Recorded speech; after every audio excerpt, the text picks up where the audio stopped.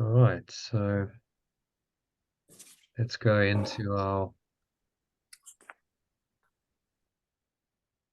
quote for the day. There's a bit of teaching, and then it'll take us into the lesson. So, Elaine, if you can read that quote from Rumi for us, please. If light is in your heart, you will find your way home. Sorry, just say that again. Didn't come through properly. If light is in your heart, you will find your way home. Nice one. So most people think of home as being the place where they live in this world. But this quote from Rumi, who's a great Sufi poet, one of the great spiritual poets of all time. Just the great poets of all time, full stop. It's great poetry, whether you're spiritually inclined or not. And it directs your attention inwards to your true home, which is a state of transcendent light and total love. So enlightenment is a state of mind rather than a physical place. It cannot be found by looking outside of you to an external world that is produced by and tends to perpetuate negative thoughts and emotions that deny the light of pure formless awareness and prevent you from experiencing the enlightened states of unconditional love, deep peace, and ecstatic joy it produces. So don't look outside of you for the answer. Which you see when you go into ego. You mentioned, you had that situation with the FEIV, and then automatically you go to the external world, and you go to Google, and you go, oh, what does the world say? Because that Google is going to tell you what the facts of the world are mostly. You can also find truth through Google if you search correctly. Someone once, he said he got into A Course in Miracles because he typed in "Jesus help me" into Google. and link to an ACIM website came up. So you clicked on it, and so you can, if you ask the right question, even Google can give you the truth. But mostly it's going to give you information and facts about a world of illusion. It's not real. It's based on a false idea of separation. So don't expect to find the truth there. So I encourage you to watch this. This was a good session, if I remember right, on grievances. Talks about the grievances. A guy called James. Actually, he was the one who searched. Funny that he's in the message today. He was the one who searched Google. Said, "Jesus help me," and I put him onto A Course in Miracles. So it's about learning not to give the grievances power in your mind, and the daily practice is required. So it's an ongoing. The ego is going to come in every day, and so that's why you need a daily practice, a strong daily practice, to undo that, to counter it. Otherwise, very easy to get sucked in. You had a tough morning, and you notice what happens to your state of mind, how it kind of sucks you in, and that darkness starts arising. And what the antidote to that is practice. Did you, while you were being challenged, did you remember to do your lesson? Did you practice? Well, I didn't actually do that. I was still in a bit of a grievance because the morning I did my lesson and I did your meditation. So I was, in a clear frame of mind and ready to take the world on. But boy, do you open that. I have my own little room, and it's nice because I've got no disturbances, no animals, no people. And then as soon as I open that door, well, obviously you've got lots of animals to sort out, and then a husband that's. So it's almost like I could just shut the door, but that's not the lesson, of course. So no, I did have a bit of a grievance. I'm thinking, I want to go back to that room again. Well, so what I'd encourage you to get better at doing is applying the lesson on the fly in those difficult situations. So that's why you've got the breath breaks. Even if you can take 3 minutes, 4 minutes time out and just listen, or if you don't have that time, just remind yourself of the of the lesson. And that need only take a few seconds. You can just go, okay, the light has come, pure formless awareness has come. And you take a breath and you just contemplate that for a few seconds. It changes your state in that moment. It interrupts the ego's pattern, you see. And that's why he's saying practice regularly. So the morning and evening longer practices are important, but in between you need to top yourself up, especially if things are getting challenging. Yeah. So then apply it in the practice, moment to start undoing that in the moment, real time. You're undoing that ego. You're countering the ego's attack, really, because that's what it is. It's an attack on yourself and on your mind. And the lesson will counter that and help you to get back into your right mind more quickly, as it's designed to interrupt the ego's program.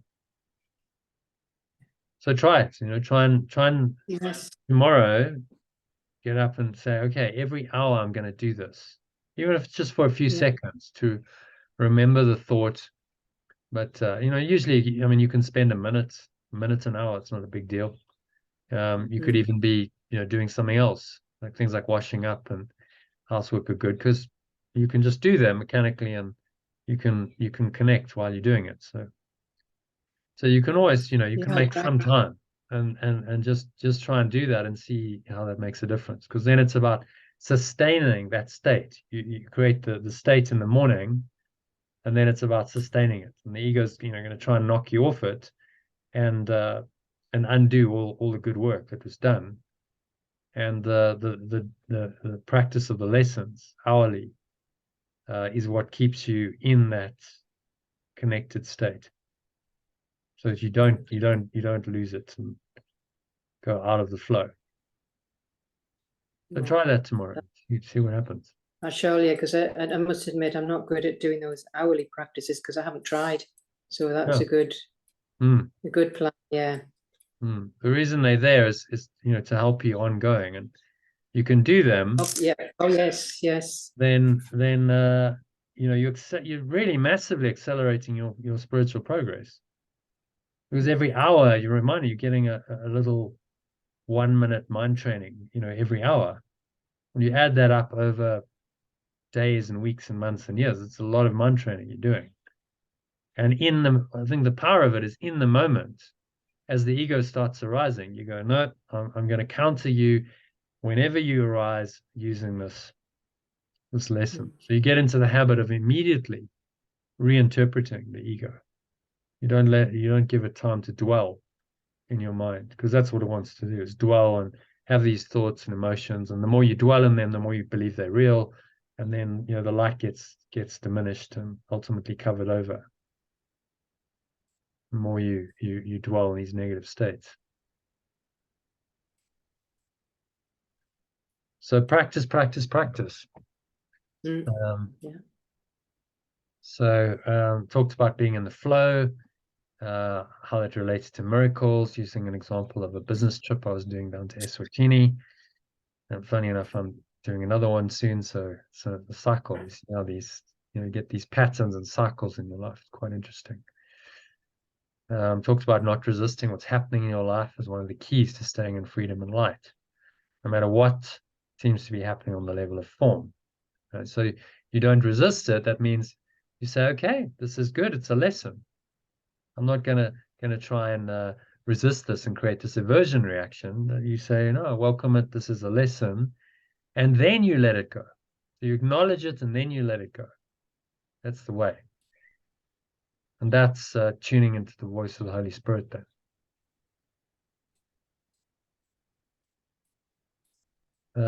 And so, it's about learning to determine what that voice sounds like in your mind. If you can tune into that voice of the Holy Spirit or intuition, then it always gives you the answer. It'll tell you what to do, what's going to be the most effective solution for the problem. And then we moved into discussing how the ego traffics in grievances, which we discussed yesterday. Perhaps we can read that again. It's a nice quote just to remind us. of the core teaching. So Elaine, if you can read that. Idle wishes and grievances are partners or co-makers in picturing the world you see. The wishes of the ego gave rise to it, and the ego's need for grievances, which are necessary to maintain it. Peoples it with figures and peoples it with figures that seem to attack and call for righteous judgment. These figures become the middleman the ego employs to traffic in grievances. They stand between your awareness and your brother's reality. Beholding them, you do not know your brothers or yourself. So that's perfect, a perfect teaching for you, given your morning. And you see how the ego is using the middlemen to traffic in grievances. And then if you believe that story, it's very depressing. It's not a happy reality at all. So you always have the choice, do you believe in that, in the racket the ego's running, this trafficking that it's doing in grievances, or not? And those are the only choices. You believe it or you don't. If you look at the grievances and you make them real, then you do not know your brothers or yourself.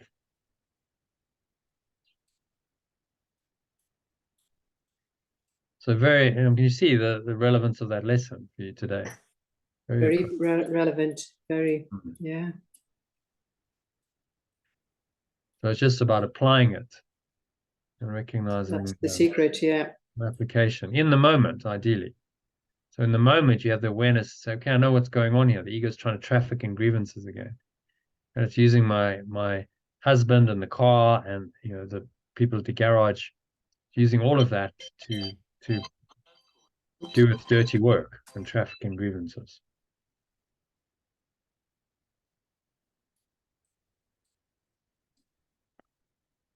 I expanded on this teaching on grievances by talking about how not to listen to your ego's constant attempts to justify its existence when it tells you senseless things, like you need your ego.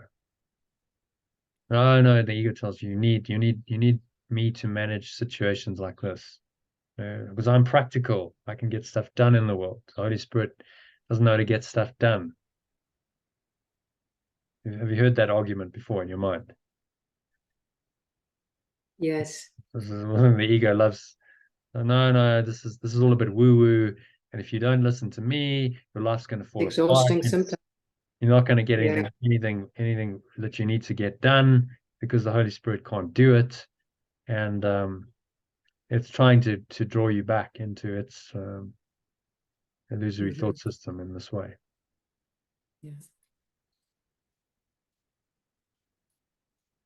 So your intention must be to stop this senseless trafficking in grievances, using the figures in your dream of being a separate self. So you dream of a world, you dream of a split mind in which there seem to be other selves, other people involved, and the ego uses those scenarios to traffic in grievances and cause a lot of pain and suffering.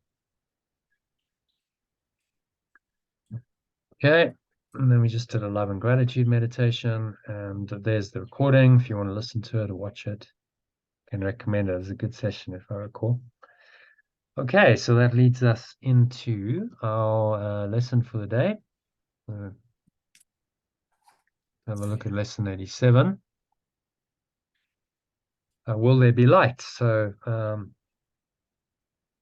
Sally, if you can read that one for us, please. Will there be light? Do the alternative. I choose to be in pure formless awareness.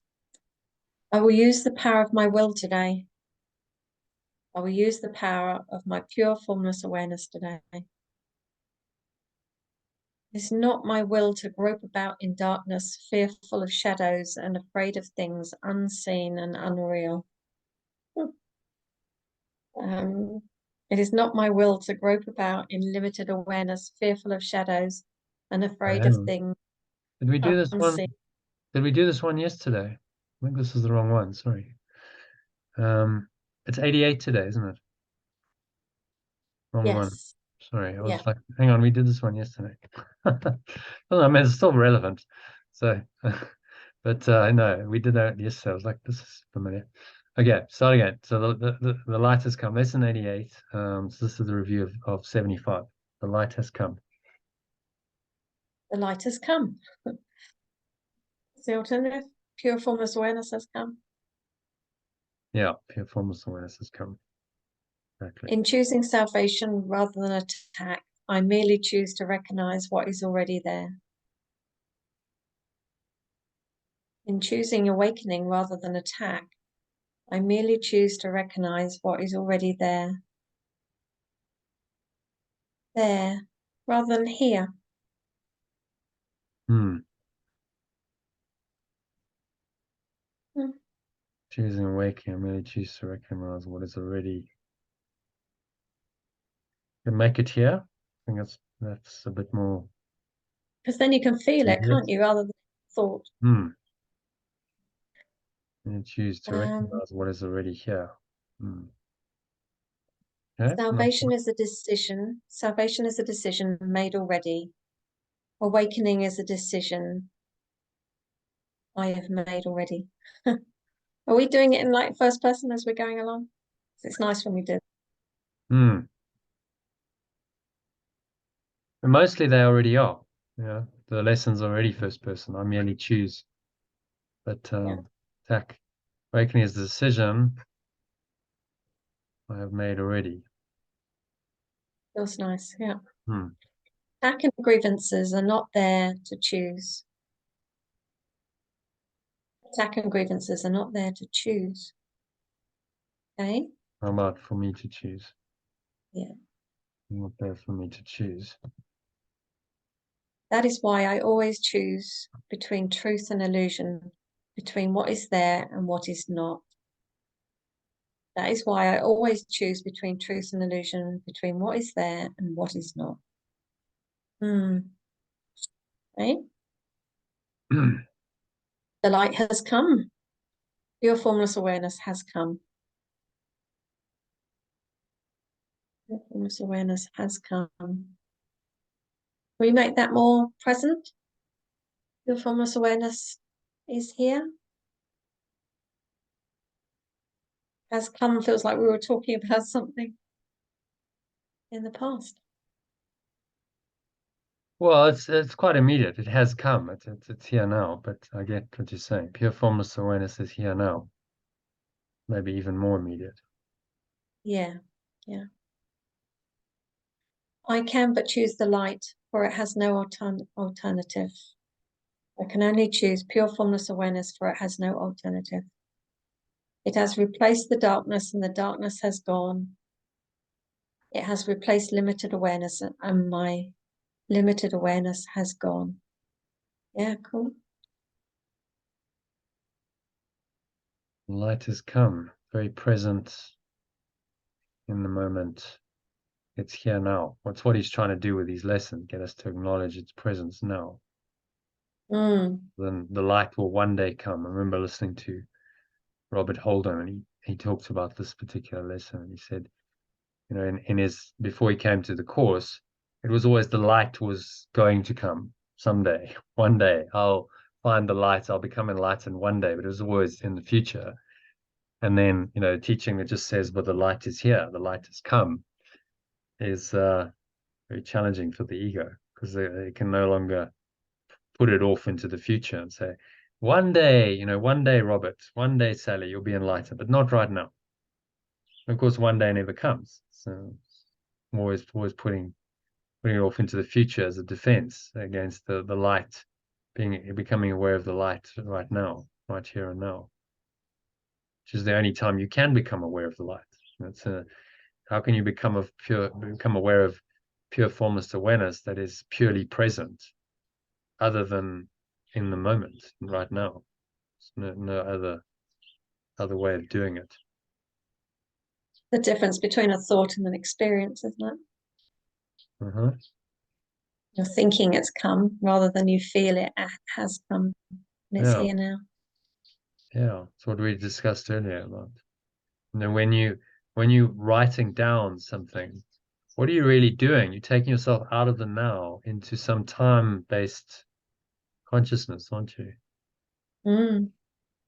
Oh, I might lose this, so I must write it down for future reference. And so you're dwelling in past and future rather than present moment awareness, and that's a subtle block to the awareness of perfect love right now. And it's believing awareness right now. Believing I'm not whole and complete. Yeah. And that these defenses happen immediately. You write it down, and there's a slight contraction and a covering over, and you've gone into another state. It's not pure formless awareness. That's now in your mind, and past and future seem to be real, and you're identifying with the intellect, the part of your mind that thinks, yes, you need to manage your life diligently, and you need to make lists and write things down and plan and all of that. Did you read lesson 135, by the way? Sally, I did. I read it again this morning. Yeah. Any thoughts on them? I think it's a really good lesson. Yeah, I think it's a good lesson to read again. Planning is a defense against the truth. And so this is being very honest with yourself and recognizing when it's a defense, and that you're just using another defense against the truth. Because then you can drop the defense. You see, that's acknowledgement of the error so that you can let it go. If you never acknowledge it and go, no, it's fine, just keep writing away because that's what's wrong with that, then there can be no change. And just carry on.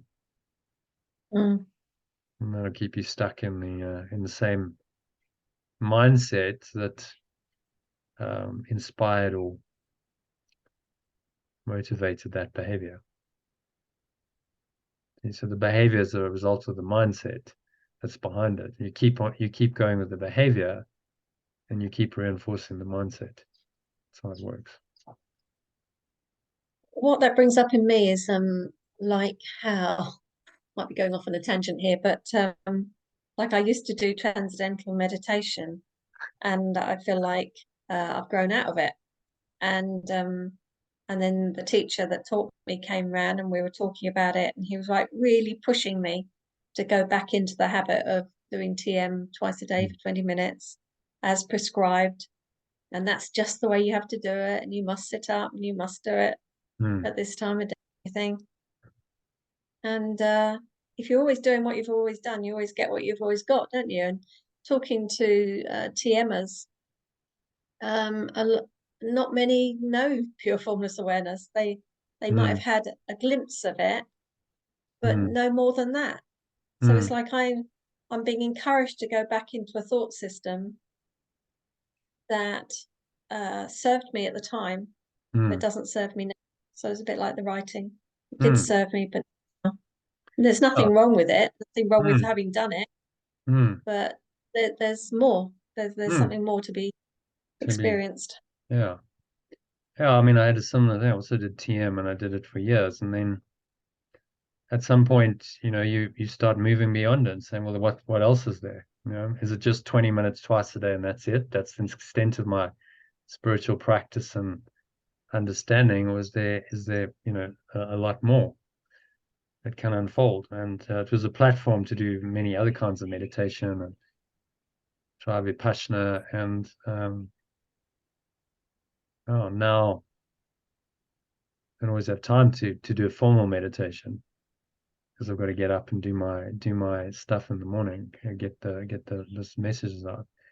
But that's okay. It's not a train smash, see, because you realize that I can't lose the truth. The truth is in me. I can't lose it. The meditation is just, it's nice. It's a relaxing. You can commune with the truth. You can maybe have a deeper experience of it, but I can never lose it now. So yeah, but you see what happens with these things, these practices and rituals, that the practice itself becomes a false idol. Do you see that? Yeah.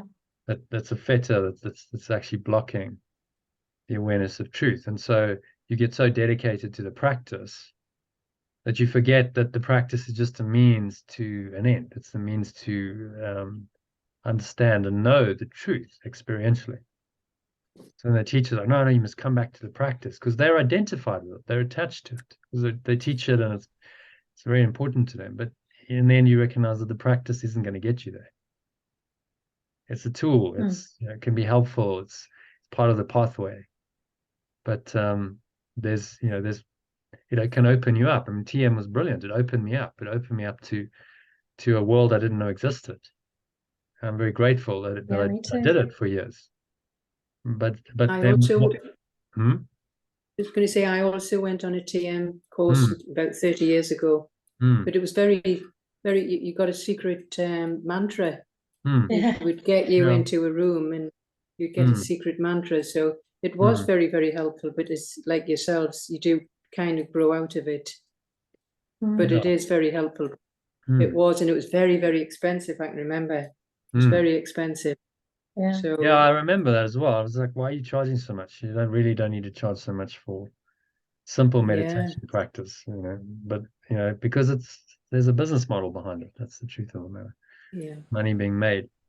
But the intention is good behind it. Oh, it helped. It certainly helped. Certainly, then, it's part of your path. But then, at a point you've moved on. You don't go back into what you did years ago, and it's just because you've moved on to something else, and you can't do it. I mean, imagine if you did every practice you've ever done and you were doing it daily. I mean, it's just too much. You couldn't do it. Impossible. Yeah. Possible. Impossible. You've got to let go of certain things just to make room for what's new. And that's part of the letting go practice. And you're letting go of what worked for you once, even if it's spiritual, but doesn't necessarily serve you now. And trusting that process, trusting the Holy Spirit to guide you. So that's why you got to always ask for the guidance from the Holy Spirit. Never mind what worldly teachers say, because very often they have their own attachments, their own, particularly if they've got stuck in one modality. I remember going on the Vipassana course, and this lady had been doing this for 25 years, like hours a day, 4 to 6 hours a day, 25 years, and like 30-day and 60-day retreats. And so I asked her, I said, do you not think that maybe the practice itself could become an attachment? Oh, no, definitely not. I was like, you're not being honest, because it is an attachment. She didn't like me because it's like, so I could see it. The practice itself becomes a block to the awakening. And now it becomes all about, if 10 days of silent meditation works, then we got to do 20 or 30, because more is better. And in fact, that denies the very essence of the insight that the Buddha had, because he did all these ascetic practices. He did every meditation there was, and he fasted, and he nearly killed himself with all of it. And then he came to the realization that none of this actually worked. It didn't really work. People said everyone who's doing it, they were kidding themselves that it worked, but it didn't really work, because he hadn't attained enlightenment. He was still, striving for it. And he didn't see that any of his teachers and any of the other students who practiced these things, that they were really enlightened. So he came to the conclusion that it doesn't work. So that very, ascetic, like, okay, you're going to do hours of meditation. And I mean, she proudly said to me, it's the hardest meditation technique in the world, because it's so painful. Yeah. Okay, thanks. Because it's so painful. You sit for hours cross-legged, and it hurts the body. So very proudly, like, no, this is like hardcore, But that's not the middle way that the teacher came to. The Buddha understood it wasn't about the number of hours you spent. and you know how many hours you spent in meditation. So he probably would have said, well, just drop the attachment to it. You know, let go. It's just a tool. You don't have to do hours and hours. In fact, when I let go of the form of it, I had this huge shift because they were saying, don't lie down. You know, you must sit up. So if I'd listened to that, I probably wouldn't have had my mystic experience. But it's like, okay, I'm just really tired. Body's tired.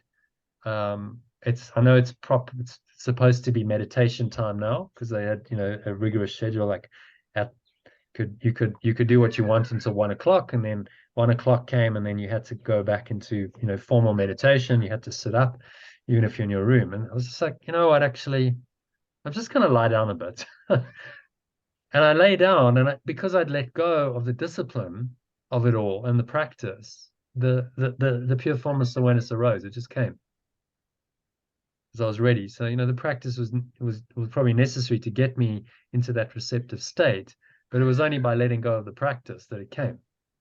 And the discipline saying, oh, well, I have to do it this way. And so, you know, I'd say just encourage you to be guided by the Holy Spirit. It knows what is right for you. No one else can tell you that.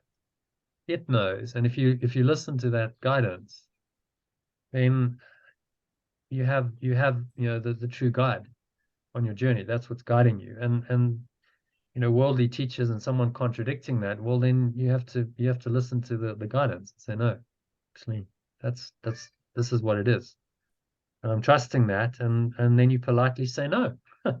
No to the, you know, sorry, I can't do that. You know, and they might be a bit miffed, but so be it. Because you can't be pulled back into something that's gonna now sabotage your awakening. You know, that's not where you're at. You want to accelerate it.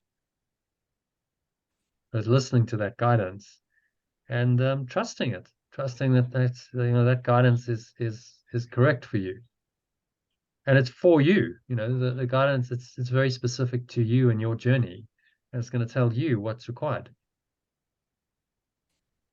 which is amazing, really. We have that.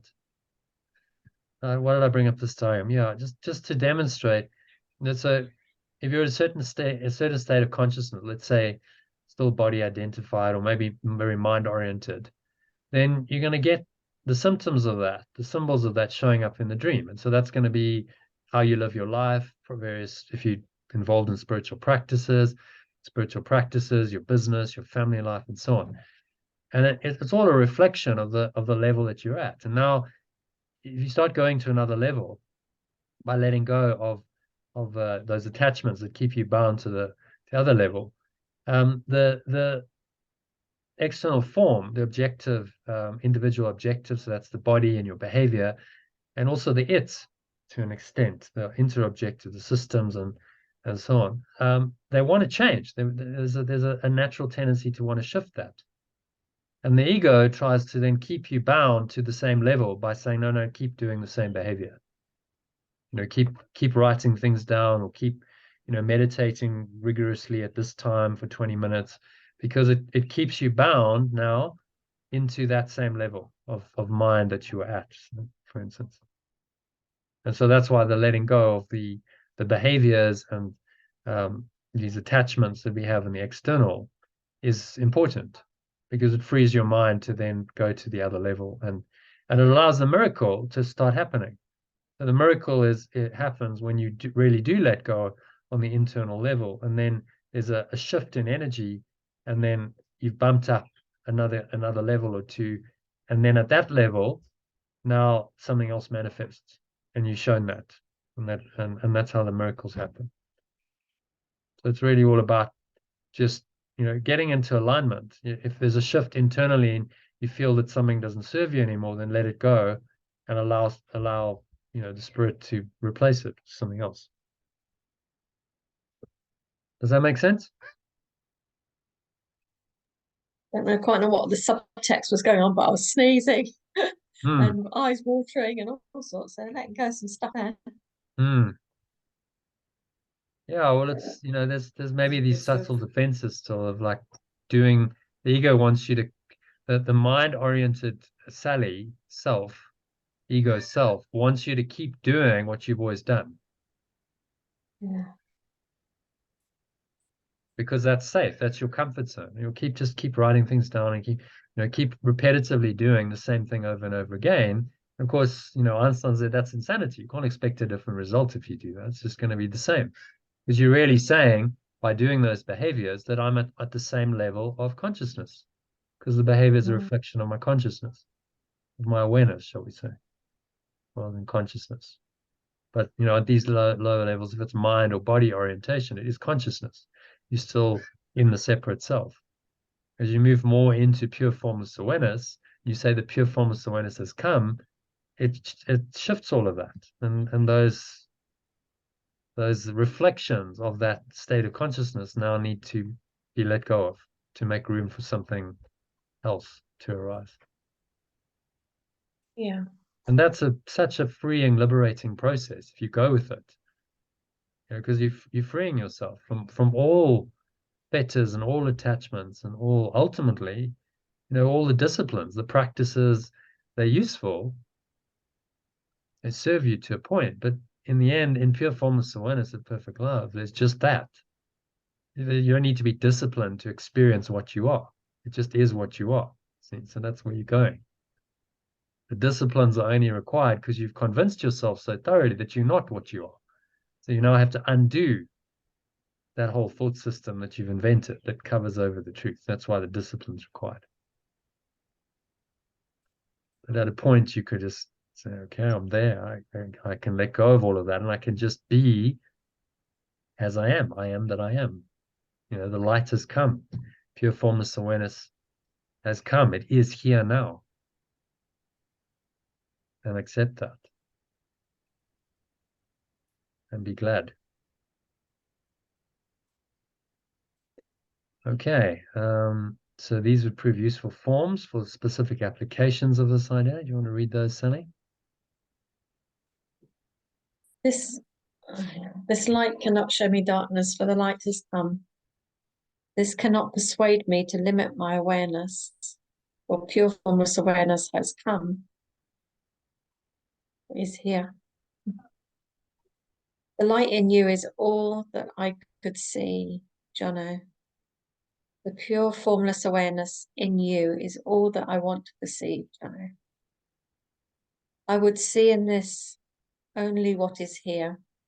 Oh, what is there?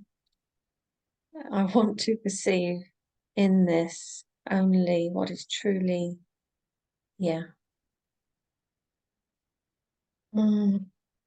Yeah, we can change there to here. Yeah, can't get myself to say there. It's got to be here. Well, if it's there, you're stating its existence, but I get it. What is truly here? It's only here. It's only here and isn't there? That's where I'm living. I used to be there. So, not there anymore. So if you put now here together, you get the word nowhere. Yes. Yeah. I'm only now here. I'm nowhere, but I'm everywhere. Yeah. That idea of being, everywhere, but nowhere specific. Hi, Christine. Which is a bit welcome. Hi, just listening. Okay. Oh, yeah.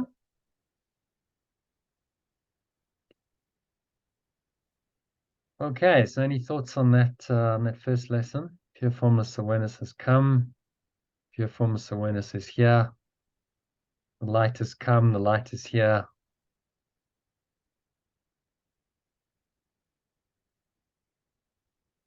Yeah, it's the only choice, isn't it? Once you know. It's an acceptance of what is. It is here now. All I'm doing is accepting the simple truth. Sometimes you look at this course and you go, it's so incredibly simple. Why do we even need a course? But we need a course because we denied the light and we made it very complex and very convoluted. And the simple truth is needed to be stated over and over again in these simple lessons to help us remember. So yeah, it's here now. There's nothing I need to do. It's given. It's always available. Just need to accept it.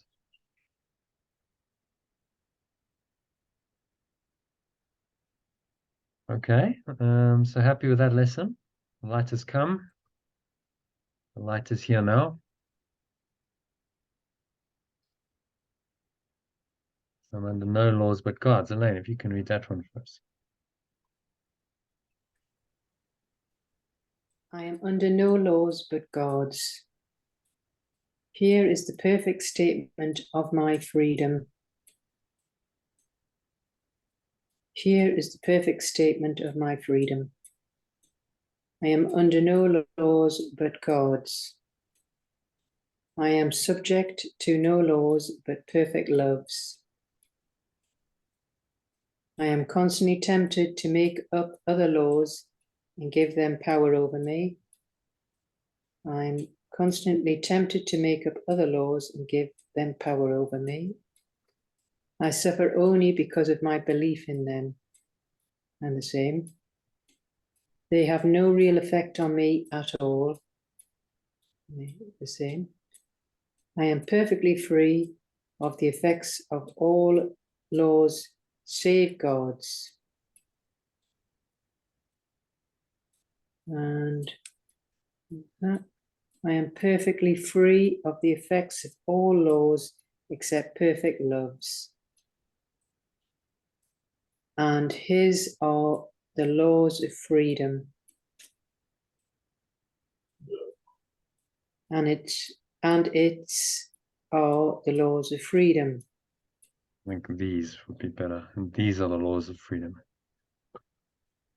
It doesn't sound great in that context. These are the laws of freedom. Okay, so any thoughts on that? Yeah.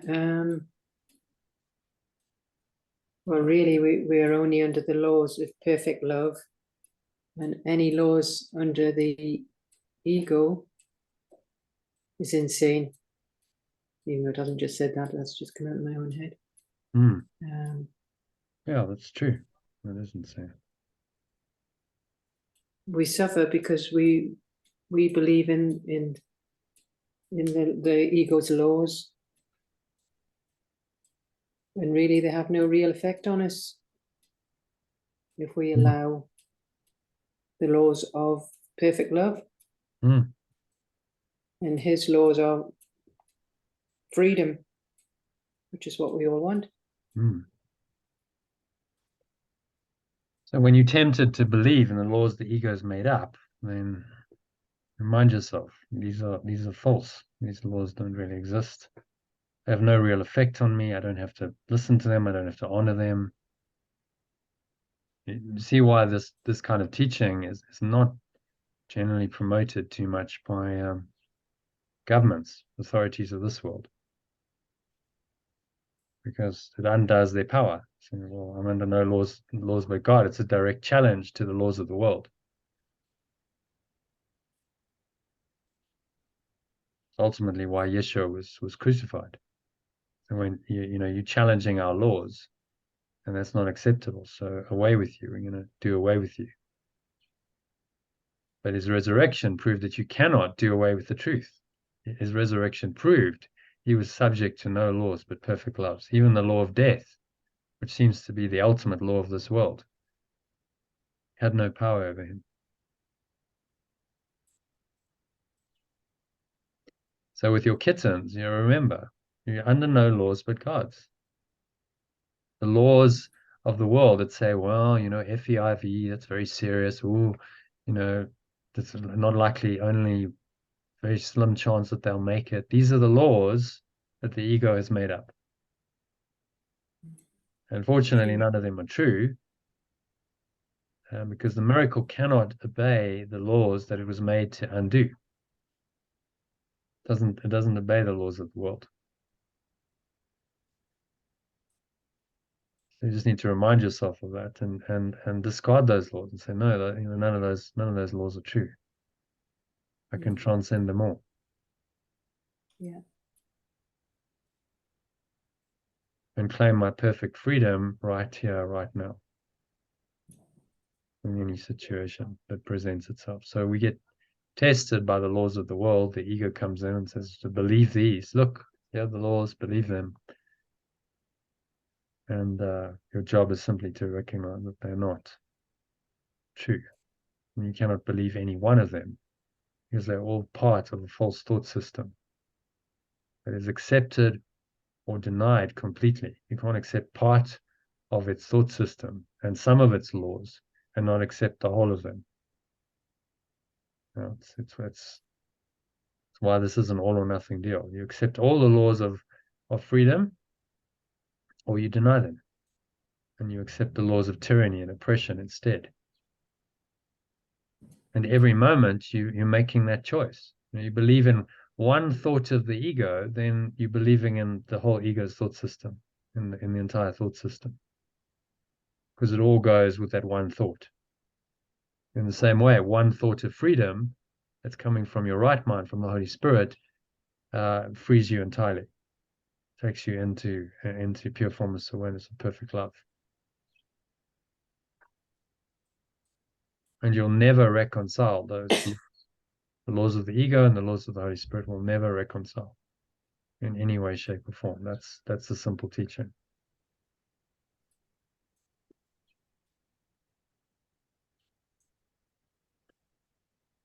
Okay, and then you read the specific forms. My perception of this shows me I believe in laws that do not exist.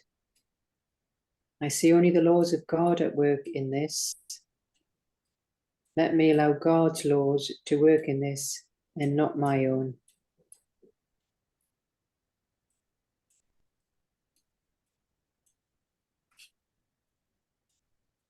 Okay, and then alternatives.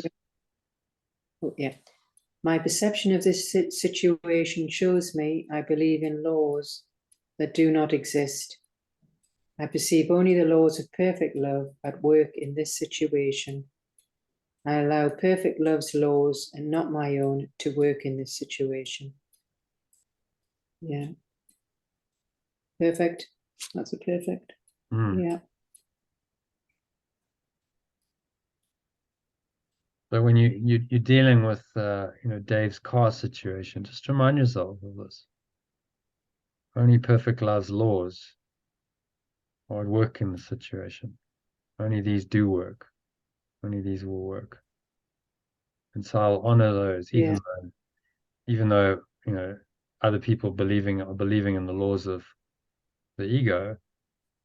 One person who believes in perfect love's laws can transform the situation. It only needs one miracle worker. And you are it in that situation. You are it. So can you drop the temptation to believe in these false laws? Well, this is perfect. And I have no idea of the outcome of Dave's car or the kittens, but this phrase is actually perfect for me. Yeah, I'm going to know. That's why I thought you read this, because it's going to be the perfect lesson for you. It's perfect, yeah. And this is what I need to say each time a doubt comes in. Yeah. And that doubt is just, it's the temptation to believe in the ego's laws and thought system. That's all it is. And your vacillations are the temptation to believe in another thought system which has different laws.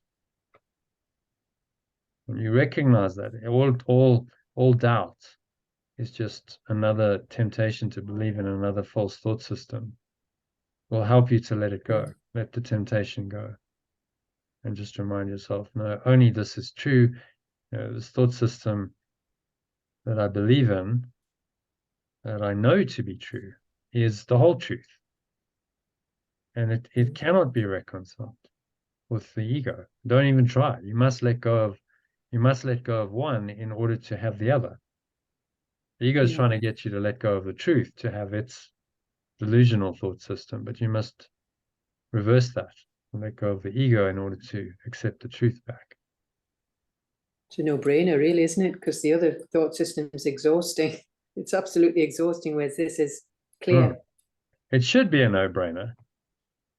But it should be, yes, I know. Yeah, exactly. The ego's done such a job on us of convincing us that its true. Its thought system is true. Its laws are true. But it takes a lot of undoing to recognize that it's actually completely obvious. Yeah, of course it's a no-brainer. Why would I believe in a false self, which has invented a world that's false and has all these false laws that govern my seeming existence in this false world that doesn't even exist? Non-existent laws to govern a non-existent self in a non-existent world. That's just bizarre. This is the ego story. Like, how can I believe in any of that anymore? When I know that none of it really exists and there's just the truth that underlies it all, that's shining through more and more in my awareness. I can't believe in such folly anymore. And that's then the undoing. You just don't believe in these laws. You still operate in the world, and so on a worldly level, you might still seem to be subject to them. People say, "What should I not pay my taxes, or should I not, follow government regulations or whatever?" Ultimately, those don't matter. We know, they can all be transcended. While you're here, yeah, you can do that. You can pay your taxes and do what you have to do, but recognize that these are false laws that you're obeying while you're doing it. And so Yeshua, he was actually asked that question about taxes in his life. And he said, well, should we pay tax to Caesar? Because, the Romans had conquered Palestine and basically enslaved the Jews, and they had to now pay taxes to them. And so, there was this big movement of, well, we don't want to pay them because, they're our conquerors and we're paying them to rule us. And he just said, give to Caesar what is Caesar's. And he said, what he asked them to bring a coin. And so someone brought a coin. He said, what do you see on it? And said, well, we see Caesar's face. And he said, well, exactly. Give unto Caesar what is Caesar's, and give unto God what is God's. A great answer. So, okay, the money belongs to Caesar. It's printed by Caesar. So it's in that domain. You can give the taxes to Caesar because it's within the domain of the ego. But what is due to God, which is your heart, mind, and soul. It's on a different level, isn't it? So you do your tax return, you pay your taxes because that's just what you have to do, living within the construct of the ego. But actually, your true honor, you're honoring the laws of freedom rather than those laws. And it's just, well, you can do it without believing in it. You see that? You don't have to buy into the whole thought system. You go, well, I can see this is all part of the ego system, and I don't really believe it. But okay, I'll do what's required in order to just live in this world. But you can do it without buying into and believing it. Yeah, which is the art of being in the world, living in the world, but not being of the world. As Yeshua expressed it, he said, you can be in the world, but not be of the world. So you don't believe in the thought system and the laws anymore, but you can still operate in it without believing in them. It's an art. That's why we call it the art of letting go. It's an art, but you can do it. So you do what's required. If there's a seemingly fixed law, like you've got to pay your taxes or drive on the left-hand side of the road or whatever, then okay, I'll obey those, because if I don't, there's going to be consequences. They're not going to be very good consequences in this world. But do I really believe them? Do I buy into them? Do I give my allegiance to them? No, I don't. Because I recognize that they're just laws of the ego, and ultimately they can be transcended. And so I remain in that transcendent state even while I'm operating in this illusory domain and seemingly obeying those laws. Does that make sense? Yes. Totally understand that. And so, you can still live in the world and not be a, total rebel and drop out of society, but you don't have to believe those laws. Apparently, I have to, when I get a British passport and get citizenship, I have to swear allegiance to the king. So, I'll do it, but I won't really believe it. I'll be like, I'm not swearing allegiance to you because God is my, I don't like, that's just crazy. So I'll say the words, but it's of no effect if you don't believe it.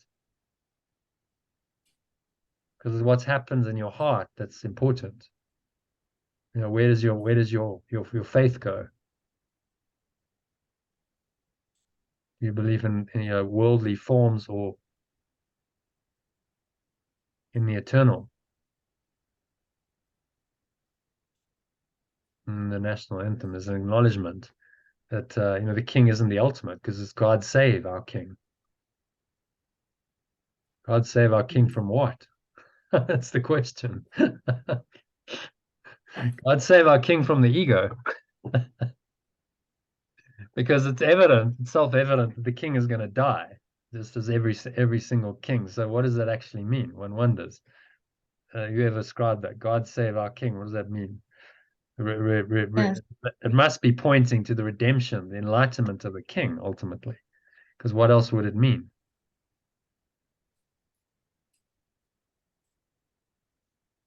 God save our king. I'm not sure anyone who sings it really understands even what is meant.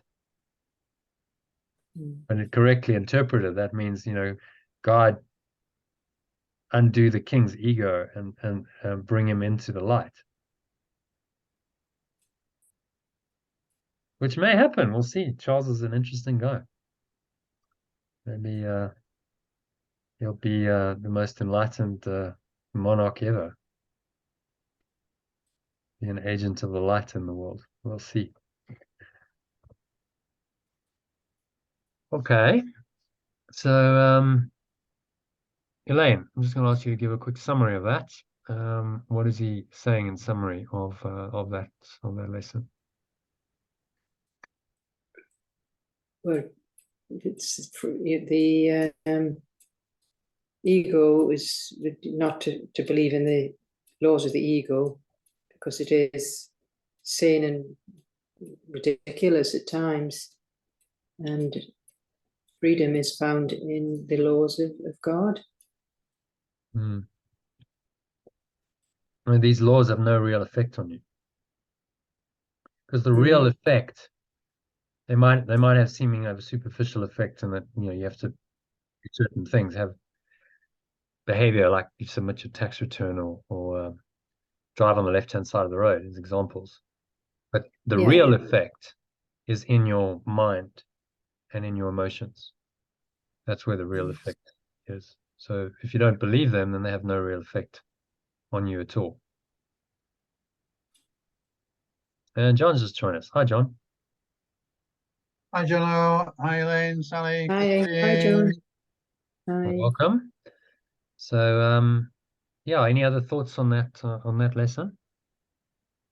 Another good lesson, really. They're all good, aren't they? And can you see what I like Yeah. about the juxtaposing of them when he puts them together is you see how they interact. One cohesive thought system that you're studying, which has these different ideas that he's putting in, but it's all the one leads into another. You start to see how, because pure formless awareness is here, I'm under no laws but God's. You can string them together logically. Pure formless awareness has come, therefore I'm under no laws but God's. Makes complete sense. So you see how they interact with each other, and each one is an aspect of this thought system that he's trying to teach you, which is a full replacement for the ego's thought system.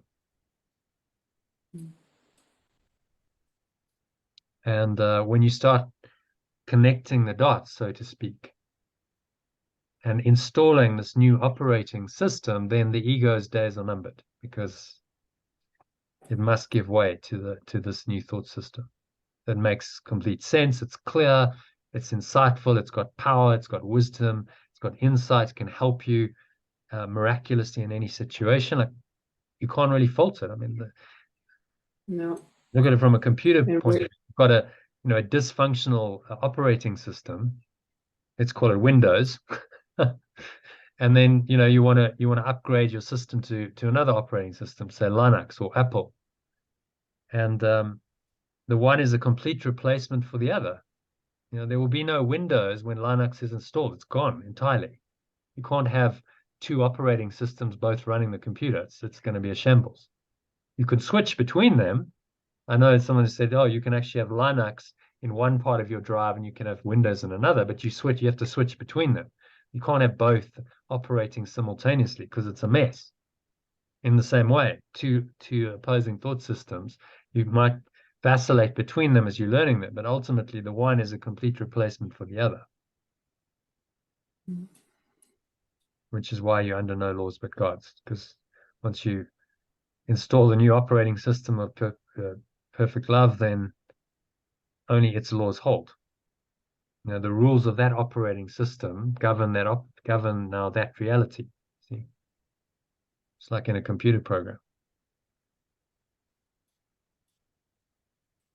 So that's what we're doing, reinstalling a new operating system which has a new set of rules, a new set of laws that are going to now govern the reality that operating system is designed to govern.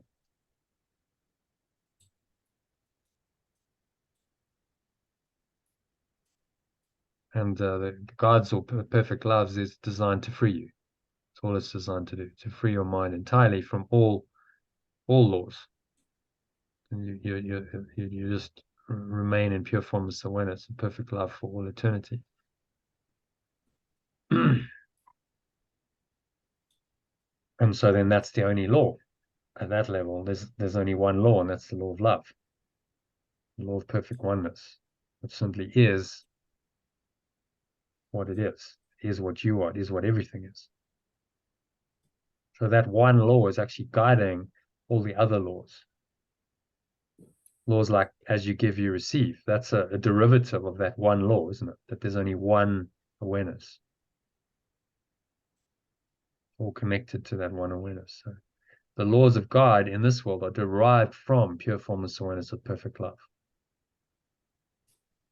It's a derivation. Which is why we have the Christ and the Holy Spirit ideas. Let's bring this up.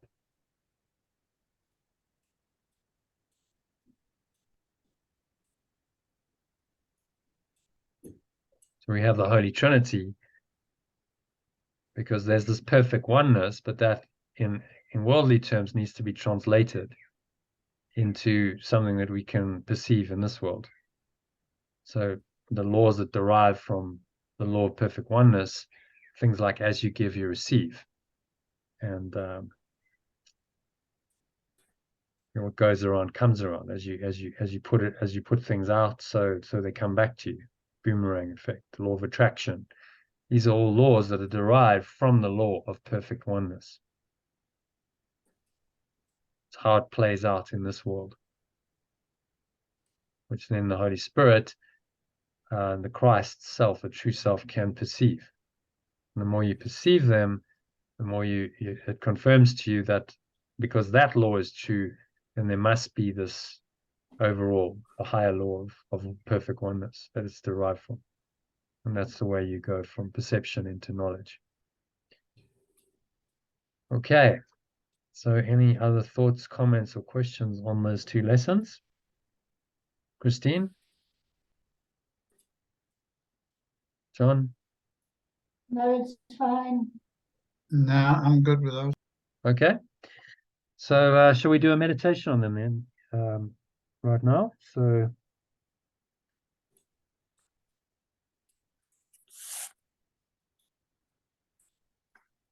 I've got to pop out for half an hour. Are you going to still be on later? I think so, yeah. John, are you keen to do some text? Yeah. Yeah. I'm around for an hour too. Yeah. Right. So join us when you come back. In about, Yeah, we'll okay. do the meditation. There'll be about 20 minutes, 25 minutes, Okay. and then we'll start the text. All right, so just making yourself comfortable into your favorite meditation posture, sitting comfortably with your feet shoulder width apart. Go back straight, cup your hands in your lap. Close your eyes. And start off by taking a nice deep breath in through the nose. Breathing in, noticing how the stomach rises and the chest rises. And the subtle flow of air in through the nostrils. Pausing at the top of the inhale. And clench your sphincter muscle. It's the muscle used to track the flow of urine or squeeze the last drops out. That locks the energy in. And you feel this warm wave of energy rising up the spine with the breath into your heart center. Put one hand on your heart. You're connecting in with your heart presence and with your heart space. And then draw the energy all the way up into the crown of your head. Pausing at the top of the inhale. And so just scan your mind, noticing any thoughts, any related emotions going on, any body sensations related to those thoughts. Just breathe into all of that. You bring in the presence of the light, or pure formless awareness.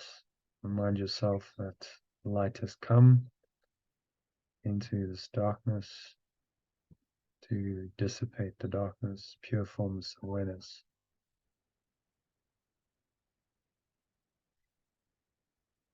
has come. Pure formless awareness is here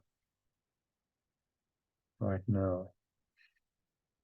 So breathe that in, that awareness arising in your mind, your heart.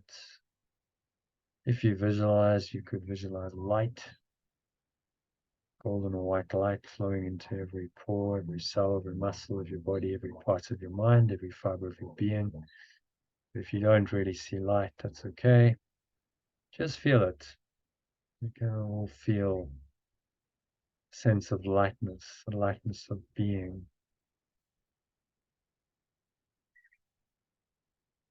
Being who we really are.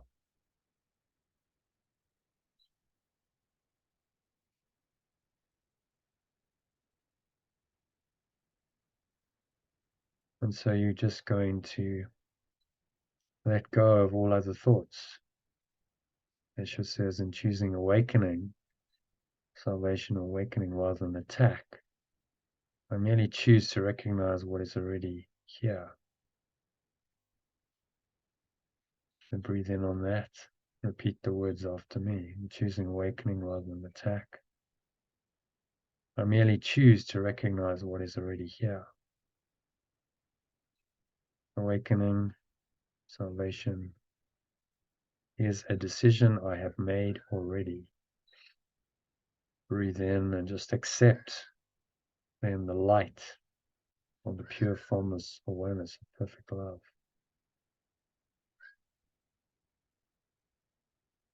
That is there.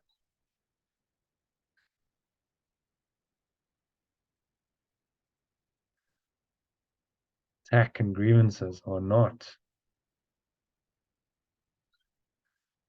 there for me to choose. That is why I always choose between truth and illusion, between what is there and what is not. The pure formless awareness has come. Pure formless awareness is here right now. Exhale on the truth of that. And just blow away anything else, any other thoughts that may resist that idea.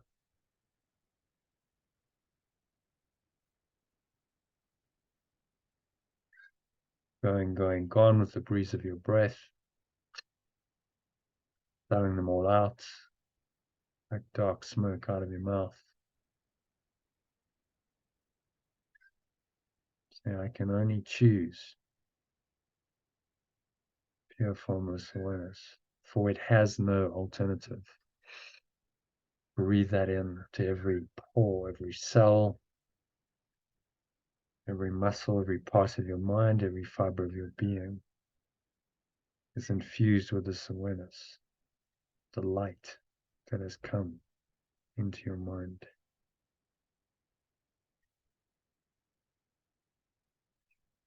You can only choose this awareness, for it has no alternative. It has replaced the darkness or limited awareness, and my limited awareness of darkness has gone. Again, just exhale and have a sense of blowing it away. All that darkness, limited awareness, belief in limitations and lack and scarcity and loss, belief in the laws of the ego. It's your limited awareness. It's what all it can believe in.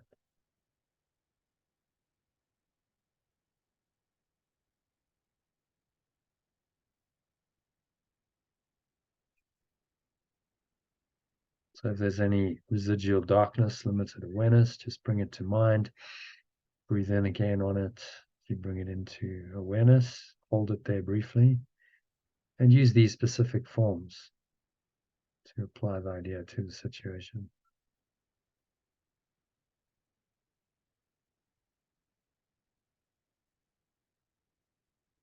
Hey, this cannot show me darkness.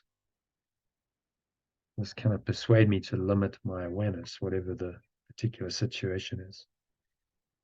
For the light has come, or pure formless awareness has come.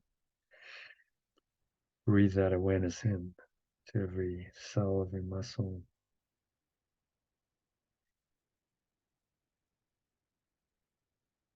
Pure formless awareness has come.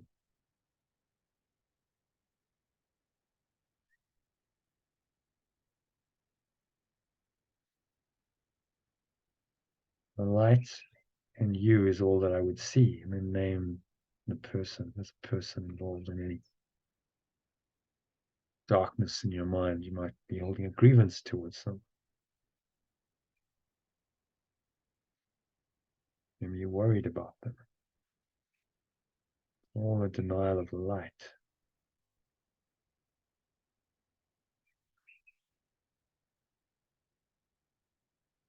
So the pure formless awareness in you, say to this person,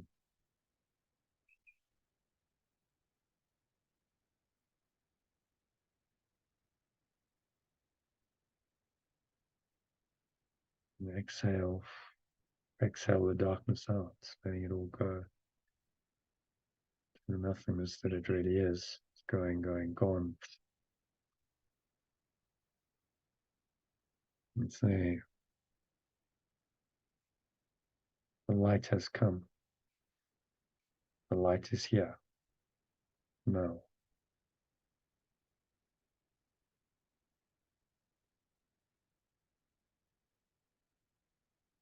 I want to perceive in this person or situation only what is truly here.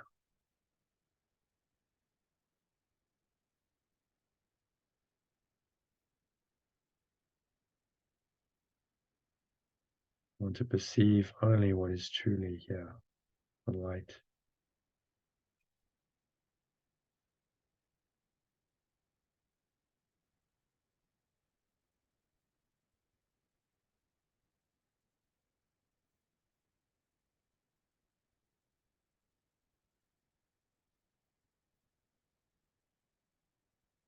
So moving on now, take a nice deep breath in again. Remind yourself that I'm under no laws but God's. And I'm subject to no laws but perfect loves in our translated language. Again, just bring to mind any laws that you're tempted to believe in right now. There's a situation going on where worldly laws involved and tempted to believe that they're true.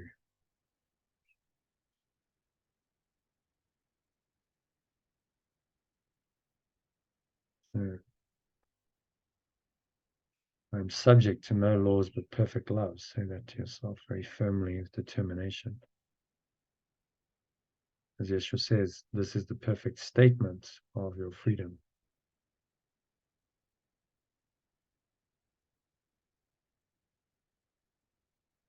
Here is a statement of my freedom. Repeat after me as I say these words slowly.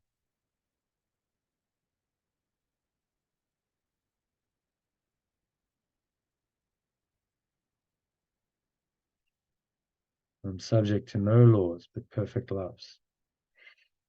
Breathe in on that truth. Exhale. Blow it all out. Watch the breath.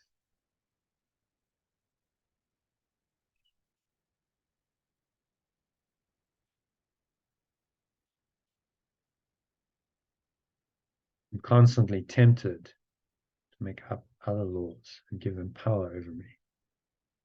We live in a world of temptation, which we ourselves have made up, although it doesn't seem that these laws are made up. They seem to be imposed upon us from the outside. Various laws of things like economics, nutrition, laws of countries, laws of money and finances, all these different laws.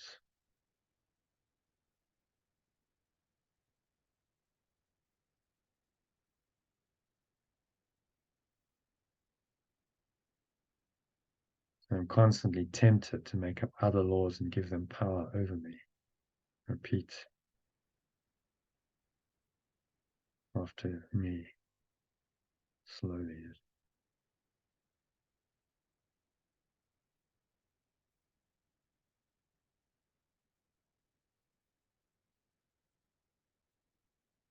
I suffer only because of my belief in them. I suffer only because of my belief in these false laws. They have no real effect on me at all. Breathe in and claim that power. Feel that power flowing into you. They have no real effect on me at all when I'm invulnerable to them. They have no power over me.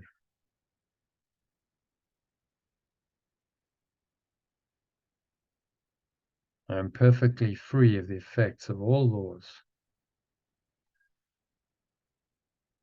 except perfect loves.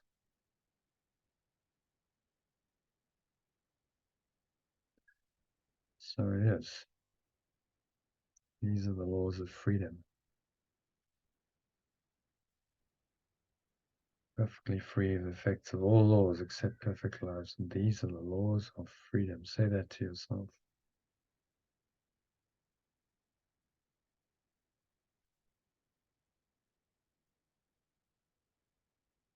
And for specific forms and applying this idea, you might have an area of your life where there's great temptation to believe in these laws. Believe in these laws when you have expectations and you have grievances.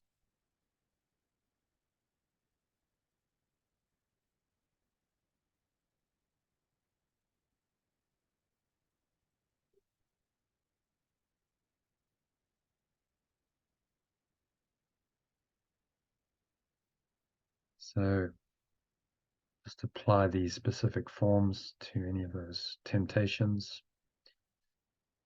So my perception of the situation shows me I believe in laws that do not exist. Breathe in on that. Say it out loud to yourself. My perception of the situation shows me.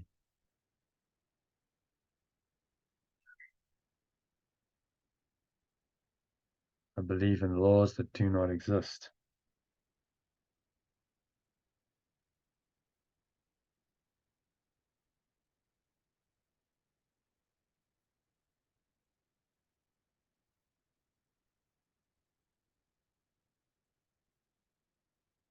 I perceive only the laws of perfect love at work in the situation. Breathe in those laws.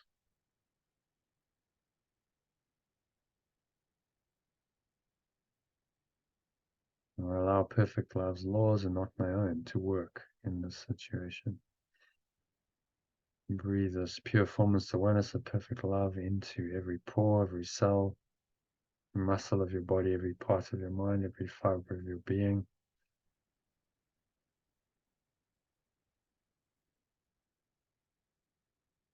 And instead of those laws, you replace them with perfect love's laws.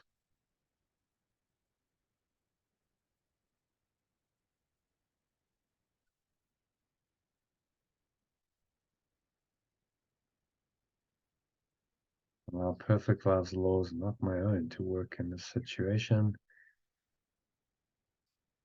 Inhale the essence of those laws, the power behind them, into every pore, every cell, every muscle of your body, every part of your mind, every fiber of your being is in this light.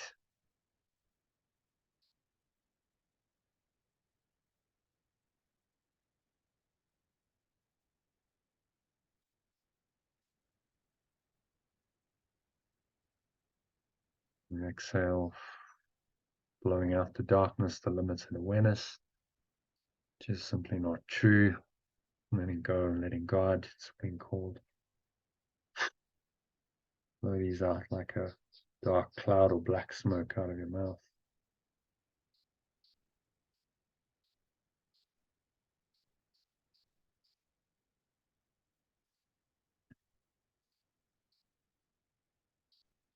And you just remain, rest in deep peace and stillness, the depth of your being.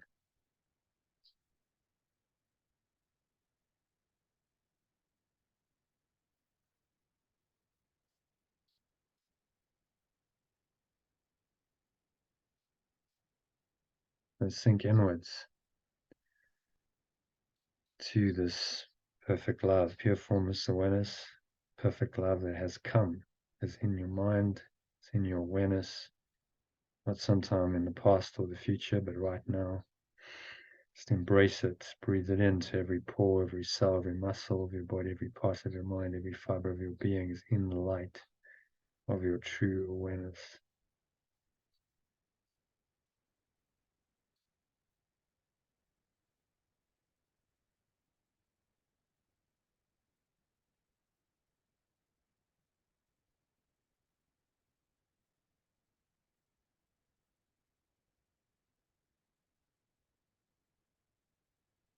And you just surrender in to this deep experience of the light or pure formless awareness of perfect love. Give yourself over to this experience. There's nothing you need to think about or do or say. Just stay rooted in the light.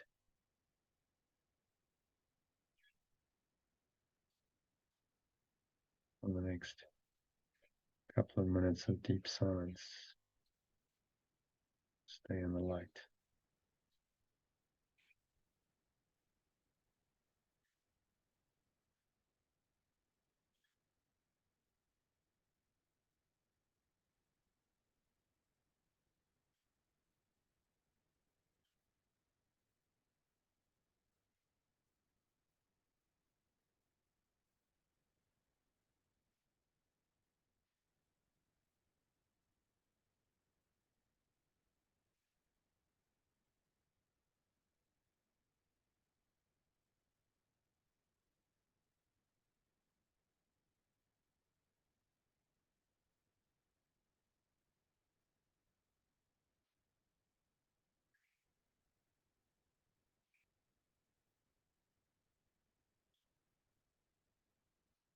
Many thoughts arise to distract you, pull you back into the belief in darkness, limited awareness, ego's laws, its beliefs,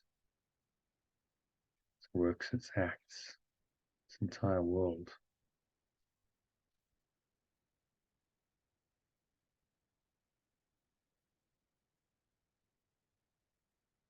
Just observe them.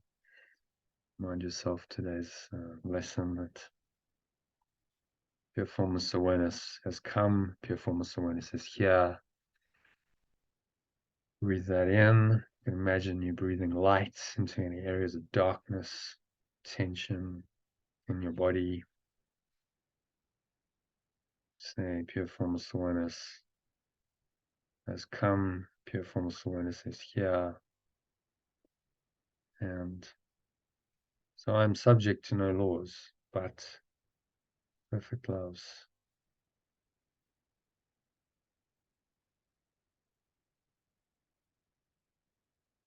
So when you exhale, and you just blow all that darkness away. Imagine it's like a dark smoke leaving you out of your body, out of your mind, out of your energy system. It's going, gone. Pull the lower stomach into the spine, expel the last remaining air out.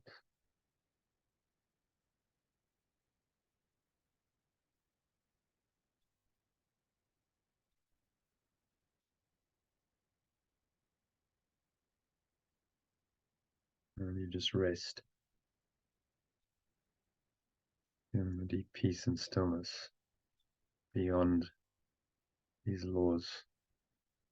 It's an illusion. So my perception of this situation shows me I believe in laws that don't exist.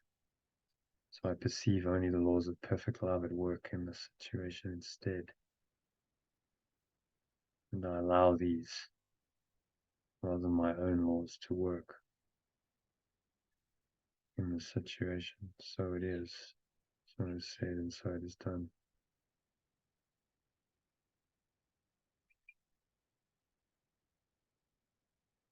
And slip back in. Let yourself sink into this pure formless awareness. Pure formless awareness of perfect love as a pure experience. No need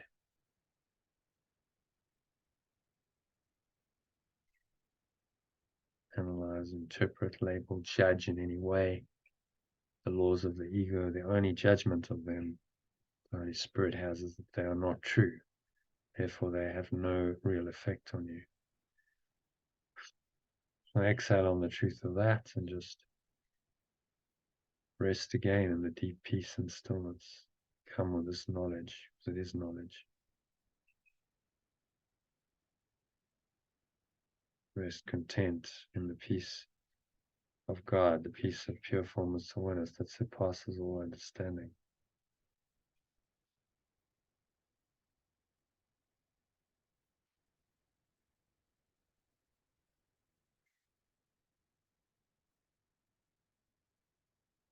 Nowhere else to go, nothing else to do, nothing else to think about. Just breathe, relax, be still. Surrender completely into the light. In the next couple of minutes of deep silence.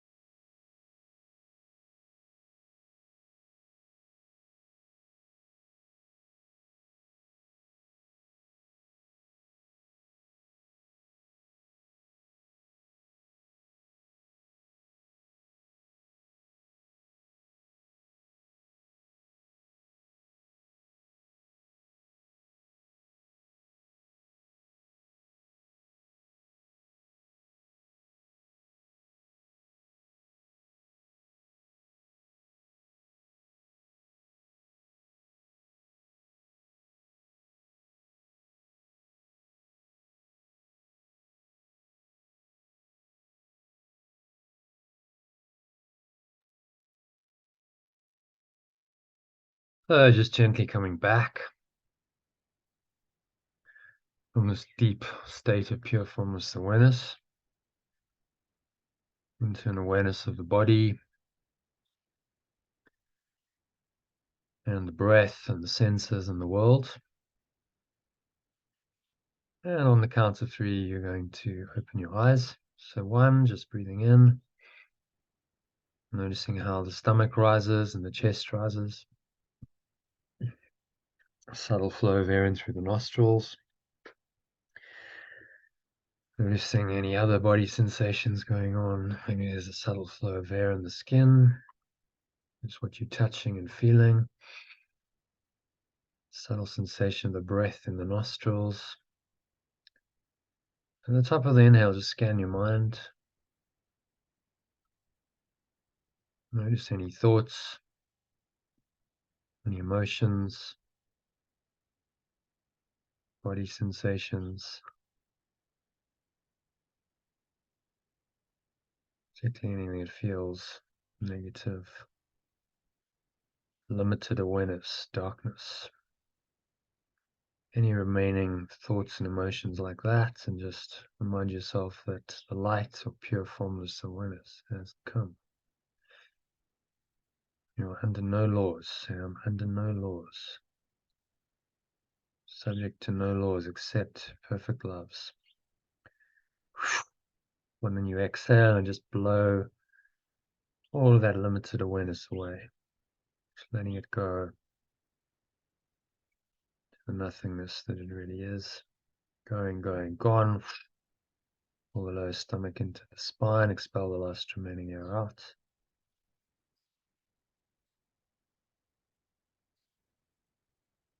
And you just rest in this awareness.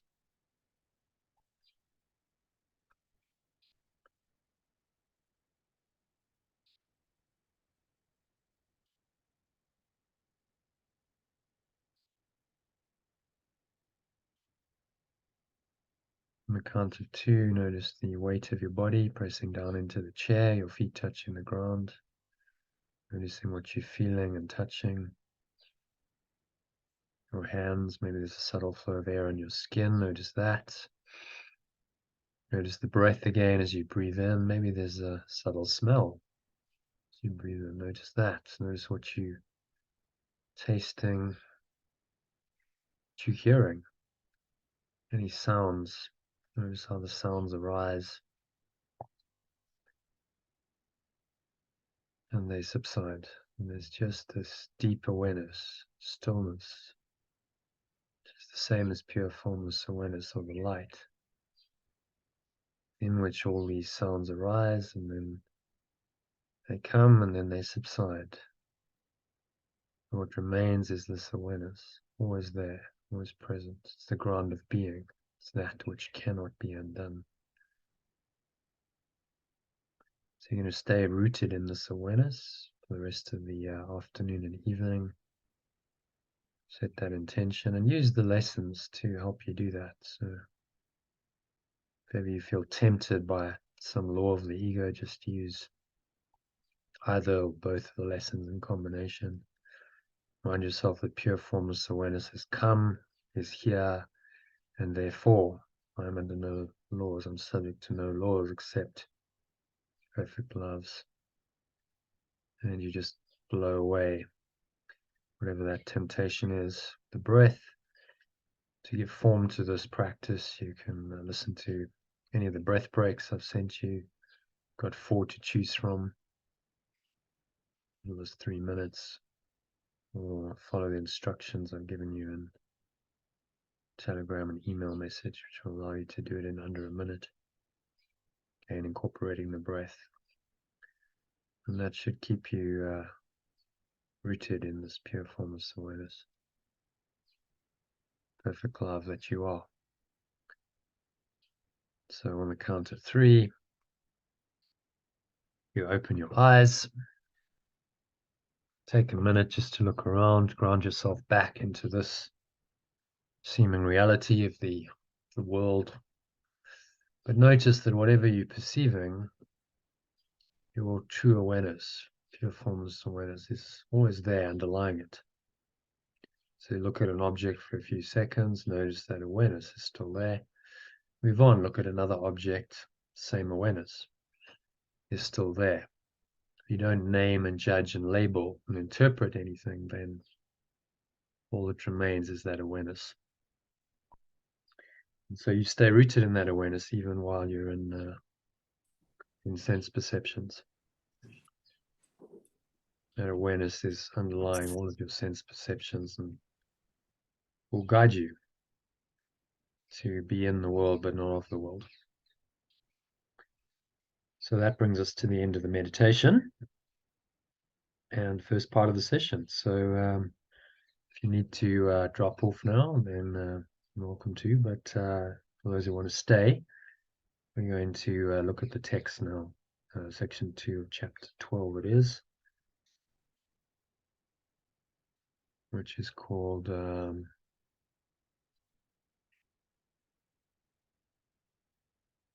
Way to Remember God, or The Way to Remember Perfect Love.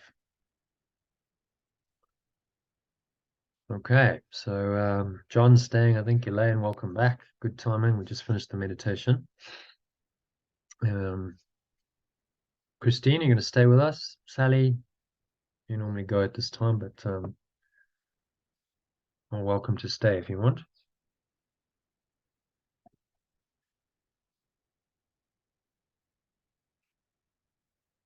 Sally and Christine are gone. Okay.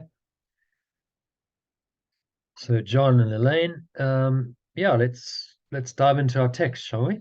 This one is section 2, chapter 12, called The Way to Remember God. Translated The Way to Remember Perfect Love. So we just dive into it. Paragraph 1. John, will you kick it off with paragraph 1? Yeah. Miracles are merely the translation of denial into truth. Corrections are merely the translation of denial into truth. If to love oneself is to heal oneself, those who are sick do not love themselves. If to love oneself is to heal oneself, those who are sick do not love themselves.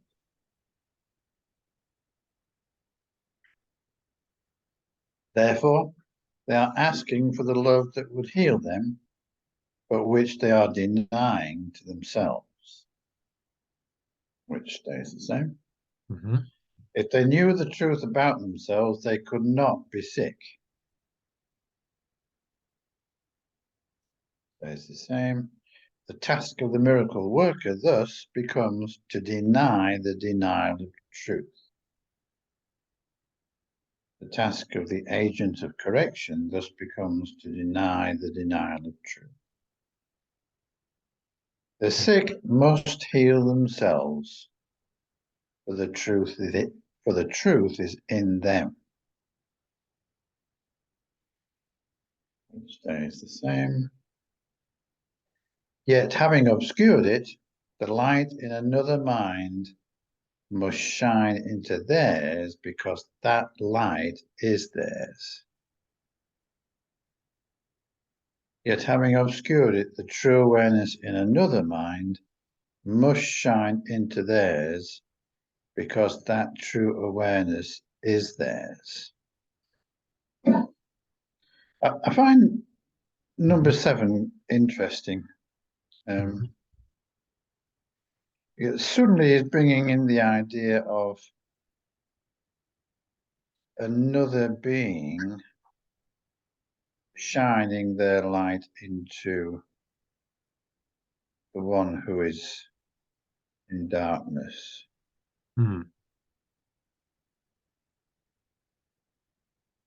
It's as though it's almost as though he's saying, having obscured our own light, we need someone else to take away the clouds. Must shine into theirs, because that pure formless awareness is theirs. Yeah. Practically speaking, usually it involves another person.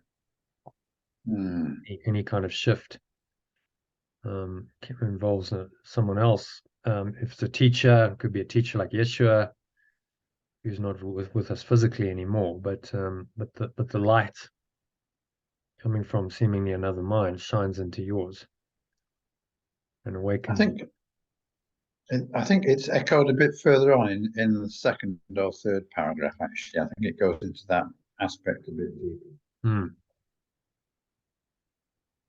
Well, okay, well, we'll explore it further there. In the meantime, if you can, do you want to just give us a little summary? Yeah. So what he's saying here is that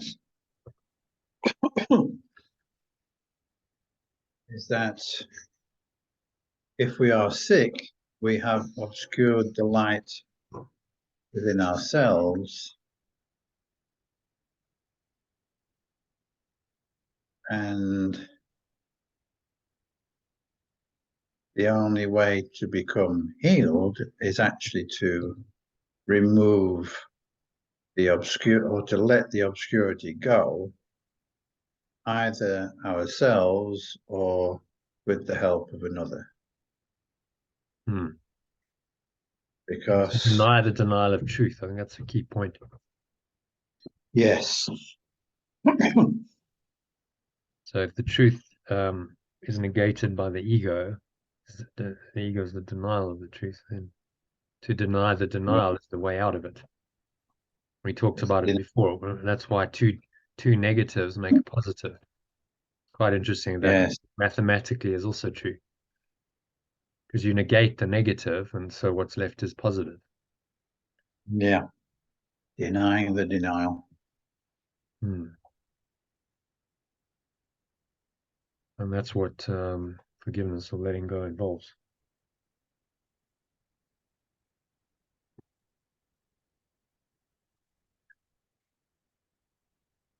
Okay. Any other thoughts about that one, Elaine?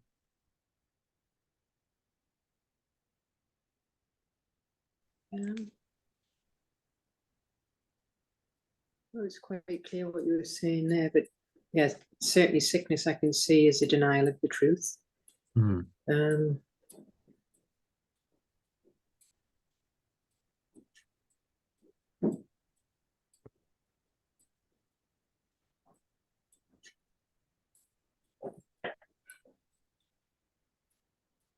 He's telling us, you know, as miracle workers or agents of correction, as we translate it, that you can have an impact on another person's mind. You can shine your light or pure formless awareness into their mind.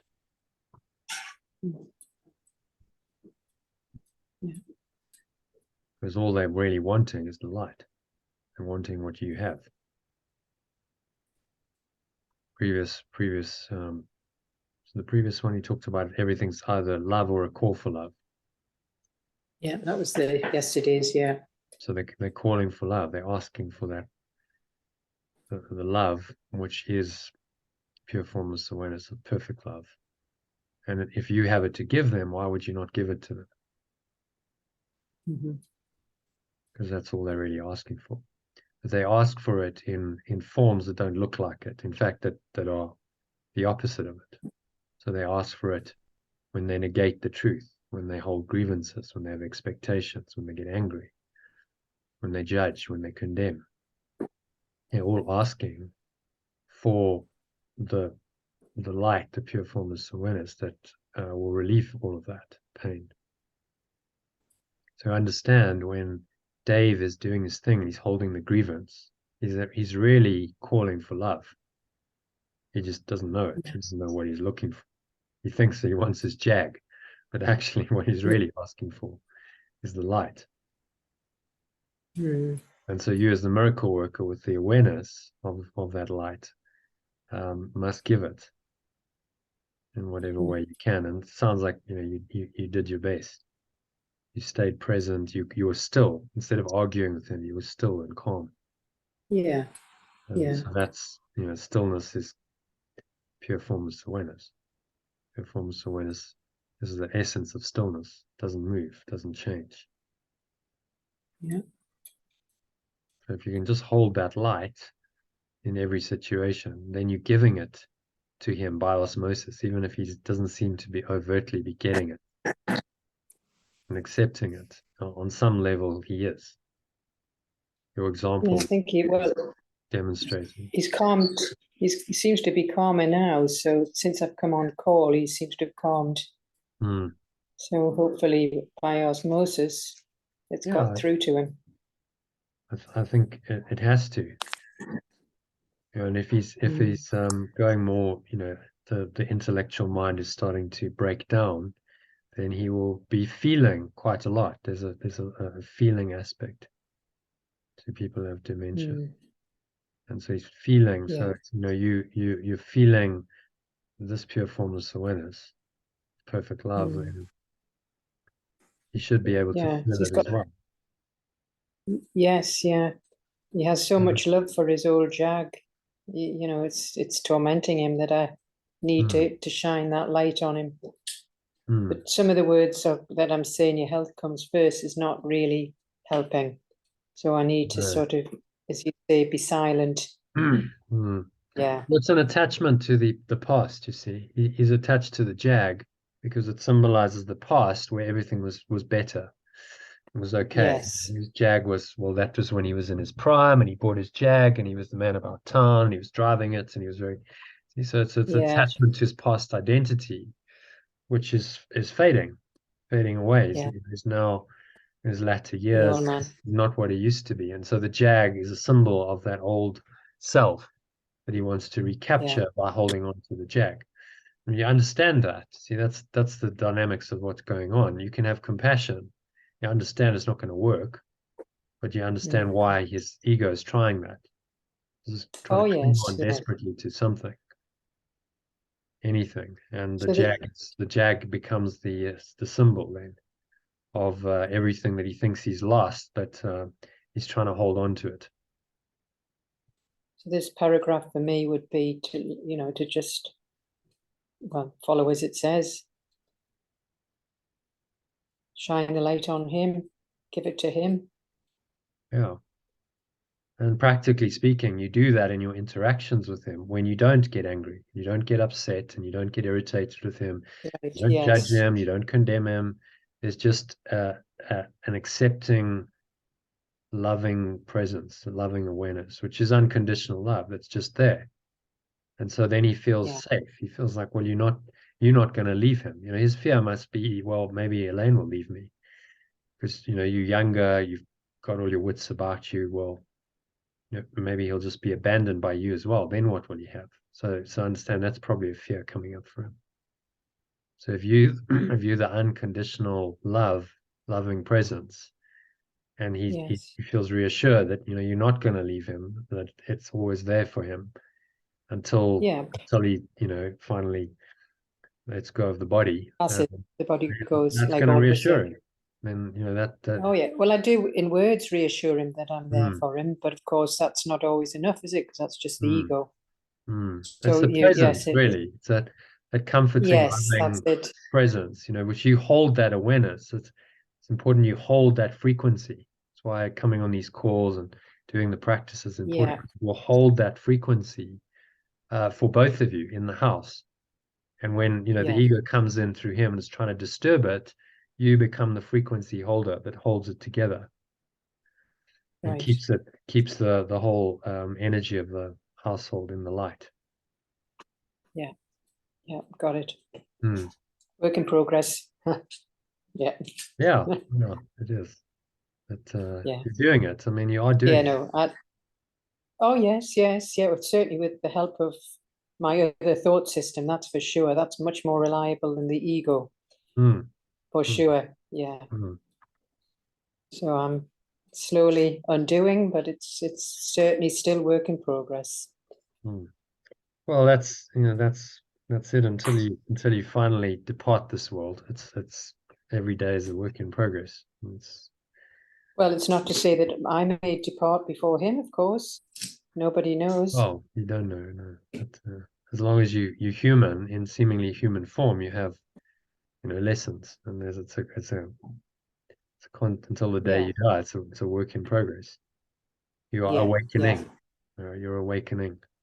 Because can you ever say, right, that's it, no more work required, no more lessons to be learned, I've arrived. No, Then just as you say that, another lesson comes in. Oh, okay. Absolutely, yes. That always, yeah. Well, it's like there when I have my little retreat in the morning, and then I open the door, and then there's it just seems like havoc. Chaos comes So in. it does, and but this is where my lessons are with the animals, people that are in my life, of course. Yeah. That's where the rubber meets So the you road. can't. So it's a very It robust is. system. He's not telling us to remove ourselves from the world and from relationships with other people and our worldly responsibilities. In fact, quite the opposite. He's saying, no, stay in these, because in the correct perception of them lies the undoing of the ego. That's how you're going to undo it. So, people who take themselves off and just say, well, I'll just meditate for hours and hours a day and I won't interact in the world. He said, no, ultimately, because of the intent, you will succeed. But he says the means are tedious, and there's a quicker way, there's a better way, and that way is that he offers is the holy relationship. So he's offering us the opportunity to heal ourselves through our relationships with others. And that's the fast track, because your relationships, especially your intimate, special ones, are the perfect mirror. So they bring up all of your ego stuff. And then you've got to work through that and let it go. And so in that, there's huge learning. He says it's on another point, the holy relationship is a phenomenal teaching accomplishment. I don't know why he says teaching. It's teaching and learning, really, but it's a phenomenal learning accomplishment to learn to let go of your ego and not be triggered by the other, and just stay rooted in pure formless awareness, perfect love, no matter what. Is when you're tempted to react and respond through the ego. It's quite phenomenal to be able to do that. So that's the training. That's what you're attempting to do. And he's saying, look, this is actually the quickest way. This is how the quickest way to undo your ego. So you don't withdraw. By all means, this is do your meditations, prepare yourself in the mornings, and then you go out into the day and you face this stuff, but you face it knowing that the truth is there, and you keep referring back to the truth. Hence the short practice period he recommends you do. Whenever you've challenged. Haven't been doing it. Yeah. So you're missing quite a big part of his system, because he's saying longer ones, but he's saying do the shorter ones as well, because he knows that if you don't do the shorter ones, the length of time between, say, the morning and the evening, let's say 12 hours or something, is too long a stretch not to top yourself up. You do no spiritual practice in that time, then the ego can come in. It can start getting a hold on your thinking. It does. It does, It does, yeah.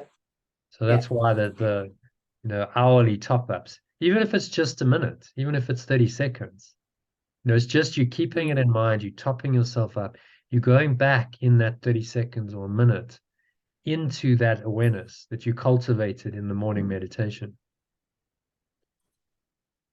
And so you're topping it up, refreshing it, bringing it back into awareness, so that if the ego is coming in, you now have the counter to it. It's like, no, that awareness is still very much there. It's present. And so the ego then is undone. And whatever's arising, you're feeling some, whatever it is, anxiety or irritation or anger, that awareness just dissipates it. And so you reset. It's like the continuous reset button. So that the ego can't come in and build up. What it likes to do is it likes to build up the tension. It does. One thought and emotion, and then something else, and then another thing, and keeps building that. And if you allow that to go for 12 hours and you're having a particularly challenging day, then by the end of it, you completely consumed by the exhausted, and you're ready to explode. You're exhausted. Yeah. Because it's an intensity building up, and then the ego says, well, just project it out as anger, get rid of it and put it onto someone else. And then an explosion can happen. And I know you've had those before. So it's like, okay, well, as the build-up starts, you take it down. And that's what your ongoing practice is about. Okay, build, take it down, build, take it down. So always being diminished. So it can't ever build up that head of steam, which it wants to do, so that you ultimately then explode, and then the anger takes over, and it's Yeah, a and then major ego attack. you've lost it. When you've Yeah. lost the plot in that moment. Yeah. Mind back, yeah. So yes, Yeah. those hourly practice I shall Hourly, yeah, set that. ideally. But you know, if you Yeah. can't do it hourly, do it 2 hourly. You know, do a couple in the morning. Yeah, So you do your morning, and then let's say that's it. I don't know what time you get up, 6, 7 o'clock, and then you top yourself up at least at 9 or 10, and maybe you make it a ritual, like so get a cup of tea and say, okay, I'll do it over the cup of tea, you know, yeah. so that you build That's it what I into your do. day, or between sessions. Yeah. If you're doing a client, you go, okay, let me get a cup of tea, just sit down, do a bit of breathing, and make it a habit, so that it's just like you've made these calls a habit, and you've made the meditations in the morning, and hopefully in the evening as well, a habit. You make that a habit. It's built into the structure of your day by default. Yeah. And that'll help. So I shall That's endeavour how to do that. you could take it into the next level. You make it a ritual. You could put a note on your phone. You know, you can get these apps that will Do have remind one you. actually, and Yeah, or yeah, just I have one. use Google Google Calendar, because it'll pop up. You put it into your calendar as a reminder. It'll pop it up for you. 5 Yeah, minutes it's another before you idea. can schedule it, so that Yeah, it'll pop up that reminder on your phone. You know, so I mean, these tools are there that you don't actually need any apps. It's in Google Calendar, which I don't know if you use it already, but it's there. I do. Yes, yeah, I do use it. Yeah, yeah. So then you just stick it in there, and you can do a repeat. You can say repeats it every hour, or every 2 hours or whatever. Or just Yeah. maybe realistically, say to start with, let me do it twice in the morning, twice in the afternoon. And if you're doing afternoon sessions, then you're kind of doing your spiritual practice here. Yeah, So good. you're kind of covering it in the 2-3 hours you're on the call. And so you just integrate it into your life, and see how that changes things, because it almost certainly will. Yeah, no, I shall try that. Okay, excellent. So moving swiftly on then, if you can read number 2 for us. The light in them shines as brightly, regardless of the density of the fog that obscures it. The true awareness in them shines as brightly, regardless of the density of the limited awareness that obscures. Obscures it. Yeah, sorry. Right. Should I, the pure formless awareness in them shines as brightly, regardless of the density of the limited awareness that obscures it. Yeah, that's it. And 2, shall I read the original? Yeah. If you give no power to the fog to obscure the light, it has none. And if you give no power to the limiting thoughts and emotions to obscure true awareness, they have none. And for it has power only if the Son of God gives power to it. And for they have power only if the extension of perfect love gives, there's a little Power to them, yeah. I don't know why it does this. Yeah, just is that, yeah, gives power to them. Right. So we don't give power. What he's saying is, don't give power to these limiting thoughts and emotions. Right. Darkness, the fog. What is the fog? I translate it as limiting thoughts and emotion. That's what the fog is. Yeah. So you choose to believe them and honor them and give them power, or you don't. They have none. You can look on them and say, this is just ridiculous illusion. no, I'm not going to stay here. And let it go and find the awareness that they cover over. Yeah. So, and you can remember this. Okay, did you read number 4? Oh, I better read that one. No, I don't think I did. He must himself withdraw that power, remembering that all power is of God. And he must himself withdraw that power, remembering that all power is of perfect love. Yeah. I'm just going And to make that you must. You must yourself. Do we need yourself? It's a bit tautological, really. You must withdraw that power. Remembering all power is of perfect love. I must. We're not in the personal yet, are we? No, we'll personalize it. No. We actually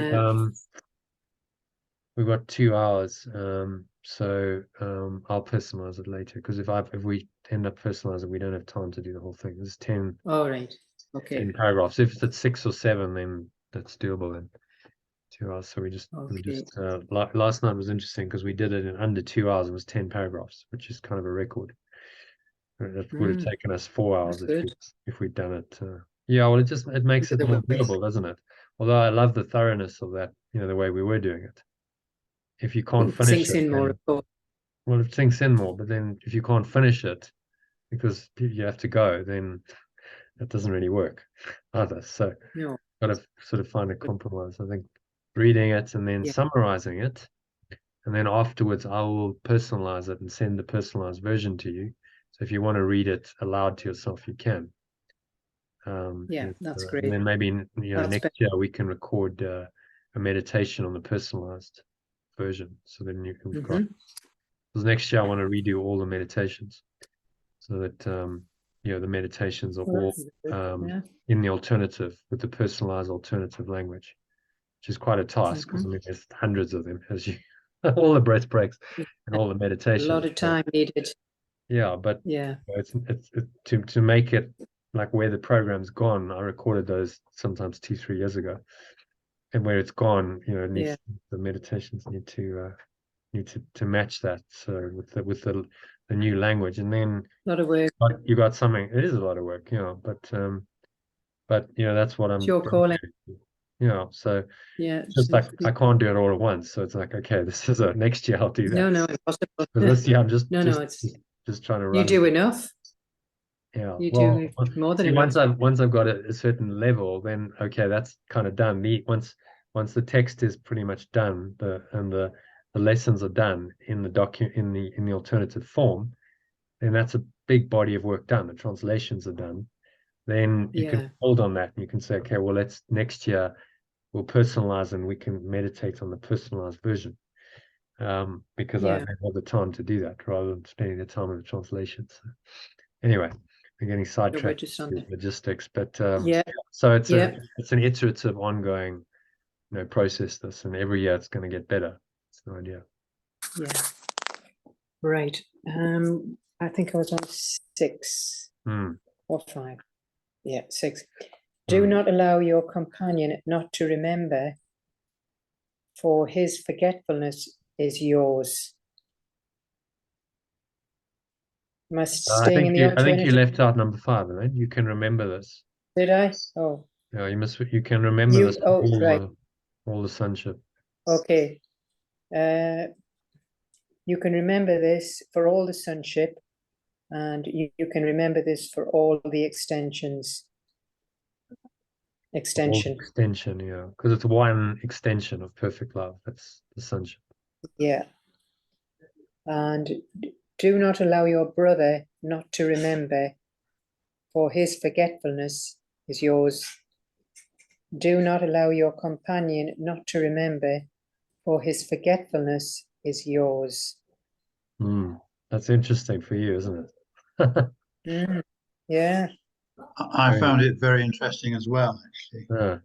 uh, do not allow your companion not to remember. So we all have these companions in our lives, special relationships, people we live with. And it's like, don't allow that person not to remember, for their Who they forgetfulness really are. is yours. Yeah. So you remind them, not necessarily in words, not forcing this down their Yeah. throats, but just remind them with your presence, your kindness, by living it, Right. by living the teachings. Yeah. You can see that the light is shining through you. Yeah. That is so You true. remind them that there's something It, re- else there. it reminded me of that conversation we had a couple of days ago when I was talking about being affected by my daughter's statement. And feeling frustrated that I couldn't correct her. Correct it now. Oh. And yeah, because this is yeah, it's quite a strong statement. Do not allow your brother not to remember, for his forgetfulness is yours. Yeah, so it is He's our quite, mirror. yeah. So Dave, all his actions is my mirror. It's just something coming from my ego. Yeah, It wants it's a representation of that thought system which you did believe in. that You no I longer do have. believe in it, but there's still probably residual beliefs in your mind that come up that you're still tempted. Not as to believe in. bad. I'm getting better at it. Yeah. Yeah. When he's getting angry and frustrated, I have to say, "Oh, there's me, and there's my challenge." Yeah. So I do. There's Yeah. my own forgetfulness. You see, so I'm now forgetting. Yeah, I'm getting better. Yeah. It's a challenge. Yeah. I'm But that's what I he's see saying. slowly. Yeah. So when you stay in pure formless awareness and you stay in a loving awareness, then you remind the other person and yourself of the truth in that moment. He's not saying preach to them, but he's just saying remember and be present. Be present to the truth, and let that guide your thoughts and words and actions. Yeah. Oh no, I mean this language. I couldn't think of talking this language to my husband Dave. No, but that comes from the other. The Holy Spirit. It guides me. Yeah, your job is to translate the language into something that he can accept. Yeah, absolutely, yes. He can resonate with, he can understand. And so that comes through in your words, but also in your actions and in your whole demeanor, just your presence, that then he's picking up on that energy and he goes, okay, well, actually this is very, it's a nice comforting. So your stillness and your presence comforts him and helps him not to get so turbulated by his jag or whatever else his ego is using to torment him. Yeah. So that's how you help him to remember, without preaching and forcing anything upon him. Because that's not going to be appropriate. None of this. Yeah, this. No, he would just think I was daft. Yeah. So, yeah, it's got to come from the Holy Spirit. Yeah. Okay. So the heart, as I say, from the heart. Yeah. Number 7. Yeah. But your remembering is his, for God cannot be remembered alone. And I just need to lift that up a touch. Yeah. But your remembering is his, for pure formless awareness of perfect love cannot be remembered alone. Right. So we remember it together. The at-one-ment is one movement of the mind back to its source. We're all just fragments of the one mind. So as you remember, so others remember. And as you forget, so they forget. Yeah. And it's a collaborative effort. It cannot be remembered alone. And so think of trying to do this work on your own. Okay, well, only I am gonna have the light. No one else. That's Luciferic. That's actually a delusional belief that you can have the light but exclude everyone else from it. Yeah. Then that's Which not there's the no light. point It's to that. actually darkness. Yeah. It's darkness. It's a specialness. It's I'm the only one then that has the light. And everyone else, can't have it. So it's my special light. That's the Luciferic idea. And Lucifer wanted the light for himself alone, and to deny everyone else. And that's an inversion of the truth. So we must do it together. We go back to God together, or not at all. If you remain separate in your awareness from your brother, then you're not returning your mind back to your source. You're remaining in the separated state of the ego. Right. This is what you have forgotten. And the same, this is what you have forgotten. To perceive the healing of your brother as the healing of yourself is thus the way to remember God. To perceive the healing of your companion as the healing of yourself is thus the way to remember pure formless awareness of perfect love.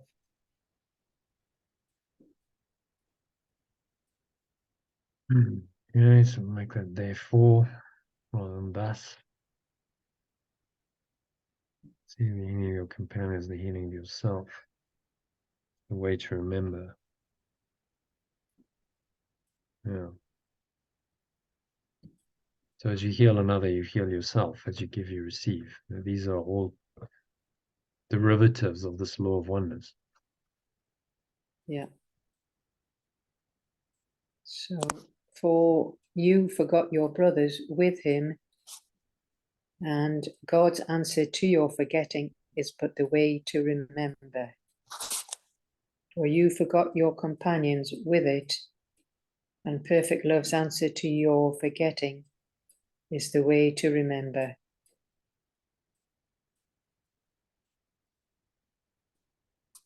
Yeah. Okay, so let's summarize that. What's he saying in paragraph 2 summary? Well, we're all fragments of the whole, and we have to not forget our brother or companion. Okay. And our healing is their healing. And the bit about forgetting, yeah.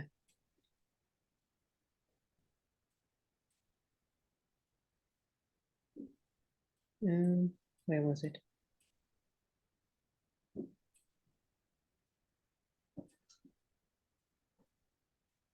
Yeah.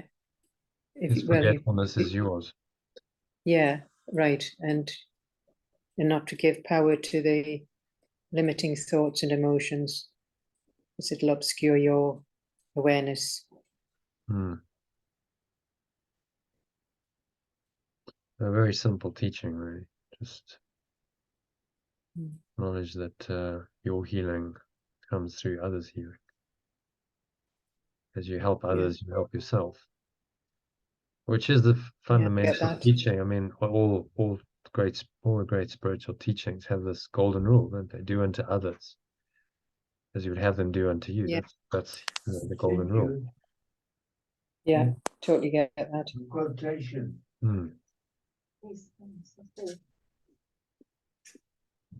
So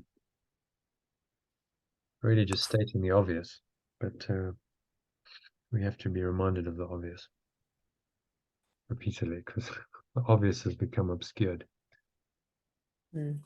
Okay, so I don't know. I don't think there is a new one. Well, I'm connected. I didn't change anything. Interesting. I don't know. You didn't say anything would change.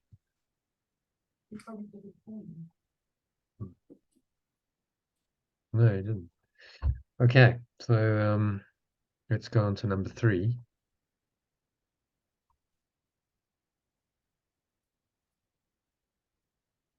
Perceiving sickness.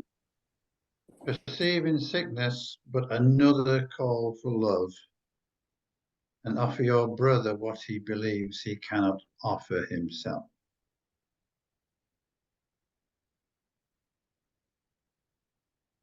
Yeah.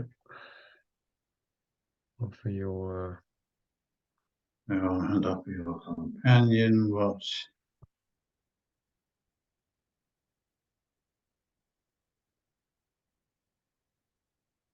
he believes he can.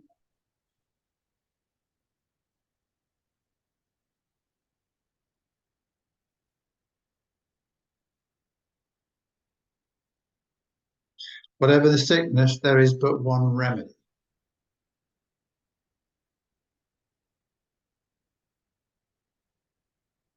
It stays the same. You will be made whole as you make whole. Or to perceive in sickness the appeal for health is to recognize in hatred the call for love.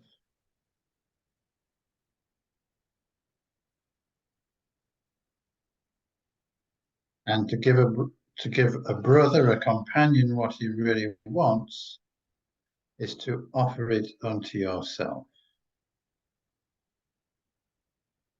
For your source, your Father wills you to know your companion as yourself. Answer is call for love, and yours is answered. Healing is the love of our true identity, for its source and for itself.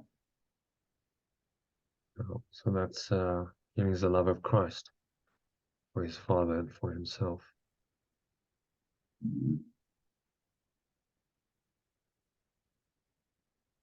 Healing is the love of our true identity, for its source and for itself. So healing is love. It's the restoration of unconditional love to your mind.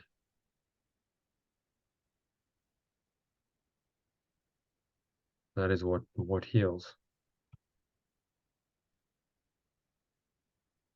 Okay, so you want to summarize that briefly for us? What's he saying in that paragraph? He's saying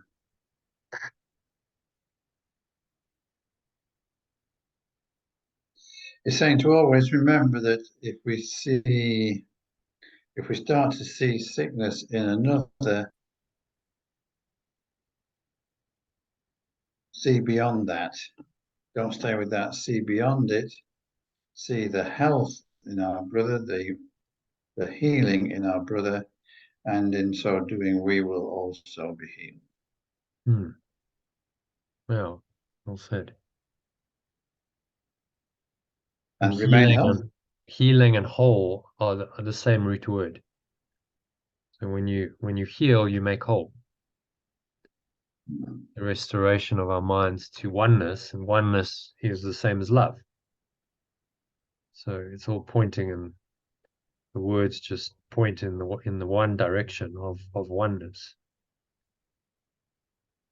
Healing is the movement towards oneness, and dis-ease, sickness, is the movement away from oneness.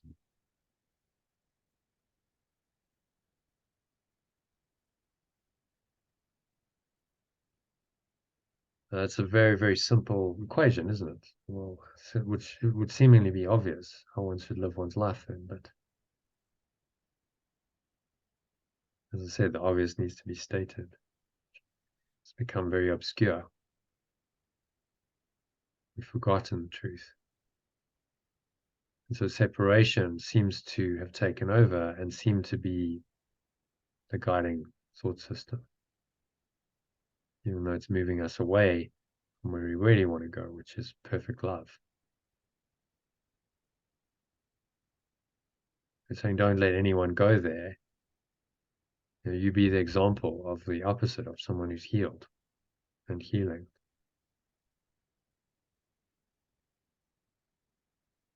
Even sickness, the appeal for health is to recognize that in hatred, the call for love.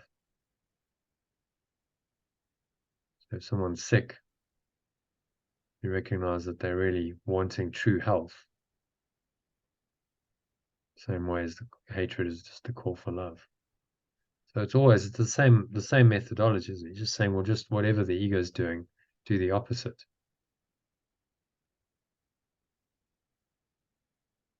Go completely in the face of the ego, and then you undo it. It's a pretty simple decision rule. Okay, well, if the ego is doing that, then I do the opposite. Go in the opposite direction.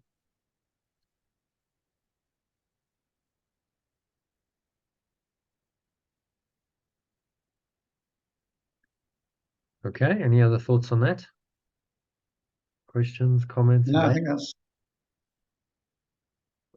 No, that's very clear. Yeah, well, that's good. So when you actually see when you do it like this and you break it down, the text is actually very simple. Simple, it's clear, it's unambiguous. So you want to get beyond the language and the wordiness of it too. Actually, the ideas are very simple that he's teaching. I'm getting on much better with it these days, actually. Huh. Good. Oh. Just starts to reveal the simple truth and becomes clear. So it's a simple thought system, and then he's just highlighting aspects of it in the text. Okay, so happy to move on to number 4. Remember what Right. was said about, remember what was said about the frightening perceptions of little children, which terrify them because they do not understand them. And the same again for alternative. Just repeat it, I'd say, because it's nice Oh, to okay. I can take it. Remember what was said about the frightening perceptions of little children, which terrify them because they do not understand them. And that was it yesterday's section or the section before that? He had that whole analogy of little children and nightmares and ghosts and dragons. You remember? Was that I think that was the previous one. Yesterday. Was it Must have yesterday? been the previous one. I think it was the previous No. one.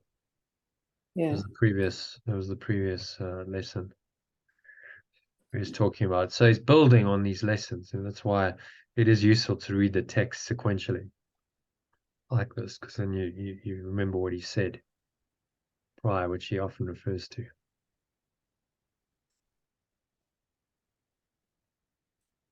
Okay, number 2. Yep. If they ask for enlightenment and accept it, their fears vanish. If they ask for enlightenment and accept it, their fears vanish. Mm-hmm. Yeah, continue. Yeah. Enlightenment doesn't use that term very often. Yeah, because that for children, they wouldn't know what that is, children, would they? If they ask for enlightenment and accept it, their fears vanish. Yeah, they ask for the light. Yeah. Well, we are the little children. He's Oh yeah, right. I see. bringing us as on our hero's journey. They ask for. Do you think enlightenment needs translation? Could leave it, or we could call it awakening. So salvation is translated as awakening. They ask for salvation, enlightenment, awakening.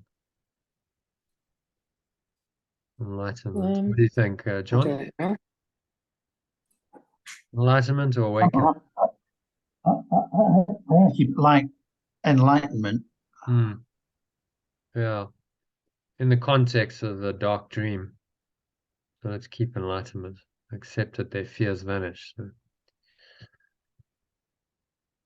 but if they hide their nightmares, but if they hide their nightmares, they will keep them. Continue an alternative, yeah. It is easy to help an uncertain child, for he recognizes that he does not understand what his perceptions mean. Yeah. Continue. Yet you believe that you do not understand yours. Dad, what are you doing? We're trying to get the network to work for the TV and your parents' phones. Okay, just don't stop. Don't reboot it. Okay. Sorry, I thought it was my dad. Sorry, I was making sure we had a connection. Oh, should have said hello to him. Yeah, I should have. It looked like a young man behind you, so he's a very young father. No, not my dad. No, that was my sister's partner. Oh, into right. IT company. They just did something to fix the internet, and now none of the passwords are working, so no one can connect to the internet except me. I don't know how I got connected, but I did. So the guy said, "Well, connect." I connected, no problem. So I don't know. Isn't that amazing? That must be grace, eh? Yeah. The light allow us to do this. So I don't want it disconnected though, because then I might have a problem if we don't have the password getting reconnected. No, stick. It's working, so yeah. Okay. Right. So yeah. let's read the alternative. Was it the alternative? Where were we? It's easy to help an uncertain child, for he recognizes that he does not understand what his perceptions mean. Yeah, I already read that. Yet you believe that you do not understand yours. Little child, you are hiding your head under the cover of the heavy blankets you have laid upon yourself. You are hiding your nightmares in the limited awareness of your own false certainty and refuse to open your eyes and look at them. So what's he saying here? Well, we're frightened little children, and we don't understand, well, we don't understand them, the nightmares. And the fears will vanish once we accept enlightenment. But if we hide under the nightmares, it'll just keep them going. Hiding your head under the cover of the heavy blankets. Yeah, that's a good one there. I mean, he's using this as an analogy. What he really means is you're hiding your true awareness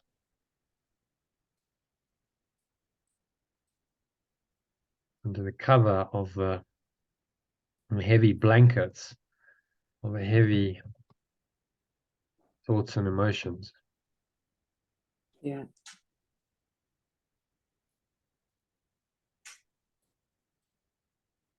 You have imposed upon yourself.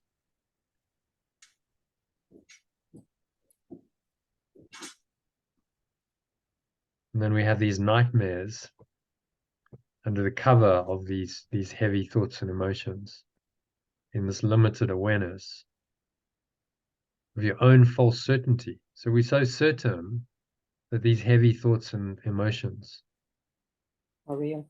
Are true. Yeah. Mm.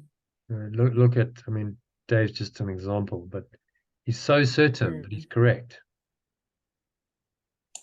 True, yes, and it's. You might try just a thought. You might try doing a RNKT on him at the work.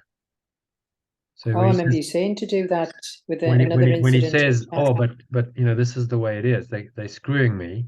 Say, Dave, can you absolutely know that that's true? Do you know that's true? No, he says, yeah. Maybe he says yes, yeah, yes. He says, but do you have evidence for that? How can you say absolutely with certainty that that is true? I remember you. Yes, we had an incident That might a few just weeks ago. get him to pause, because you see, it's an assumption he's making. Mm.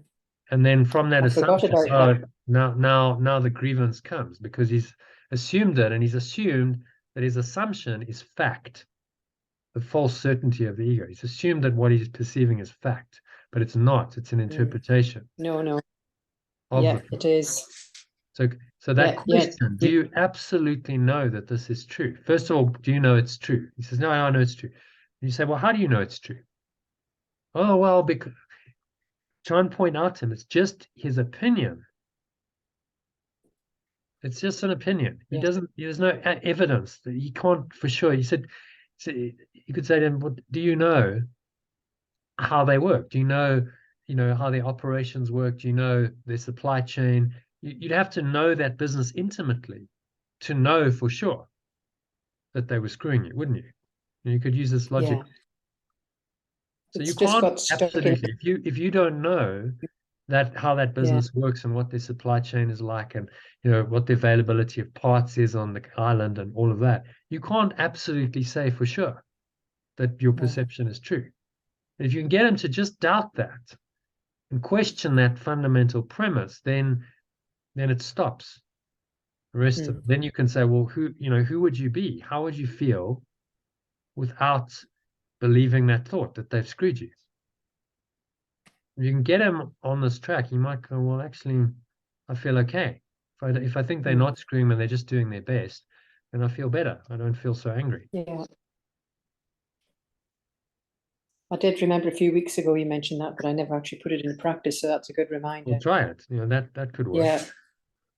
Because it get him to question. You see, the beauty of that work process is it gets people to question their own false certainty, which is the fundamental basis of the thoughts and emotions that they lay upon themselves. If you start questioning those assumptions, you say, well, maybe it's not true. Then if the premise is untrue, how can you justify those thoughts and emotions? They're not true. They might be based on a lie. And that's the way you then turn it around. And you get him to see that it was all just his own misperception that was doing it. It's hurting himself. So try it. I mean, he may not. Yeah, just, I will. Yeah, may just not budge and do. say no. I just know it's true and not entertain it. But at least if you say it, planting a seed of a doubt in his mind, he might think about it comes it. up again. Well, yeah, which actually, maybe she had a point. I can't absolutely know for sure that they screw me because I don't have the evidence, and I don't know how they work. And so maybe they are doing their best, and they're really trying, and they can't get the parts because we're on Tenerife, and maybe actually the explanation is plausible. So then why am I getting so upset if actually that is the case? Because they're doing their best, and all I can expect is that they do their best. Then the upset isn't justified, you see. But his ego wants to get upset. So it's using the untruth and giving himself the false certainty in that untruth to lay the heavy thoughts and emotions that and he's imposing those upon himself to create a nightmare and really cause himself and others suffering. When you witness it all, can you see how this course is so practical? Because it's playing out in front of your eyes exactly how this works. It is. He's hiding his nightmares in the limits of awareness of his own false certainty and refusing to open his eyes and actually look at them and say, well, okay, if I really look, then I have to see that maybe I'm not really certain at all. I can't be certain that what I'm assuming is true. And so then the fundamental premise of the grievance is questioned, and then you turn it around. Then the once you can get people to question it, then the turnaround follows logically from that. So give it a try. I will. Yes, same few weeks ago you actually mentioned this, so Yeah. I remember. Yeah. So So there it is again. Another little knock, another tap. Yes. We're going to listen this time. Yeah. Because it Yeah. might work, you know. You can only try. At some Yeah. level, it will work, because you might just plant a seed of a doubt, and he may have none of it. But then at 3 o'clock in the morning, when he wakes up, he might just think about it instead of getting into a fit Yeah. of rage or depression or whatever. You might Yeah. go, well, actually, maybe I don't even know this is true. Maybe they're just doing their best, and they're not personally attacking me. You know, he's interpreting it as a personal attack or something. It's not. Mm. They're just doing the best they can. Which I'm sure they are. Yeah, but he's taking it personally because that makes his ego real. Yes, because it's Makes him real. yeah. You see how it works, and then look at the pain and the suffering it causes. Yes. Yes. For no reason. There's no good reason It's for it. unnecessary. Totally Yeah, unnecessary. totally. It's just Yeah. like, it's not going to make his jag come any quicker. It's No. just unnecessary suffering ongoing for him and everyone concerned for no reason, other than that Yeah. the reason is it wants to perpetuate its identity by doing this. There's a sense of a separate self. That's all it's trying to do. Yeah. But that is not a good reason, as Yeshua's teaching us. So, well, that's just an illusion. There's no justification for any of this stuff. And when you start to see that, then you can free yourself from all the nightmares. You say, well, there's no justification for any nightmare. No, nightmares don't exist in pure formless awareness of perfect love. They're not justified at all. So I have to let them all go.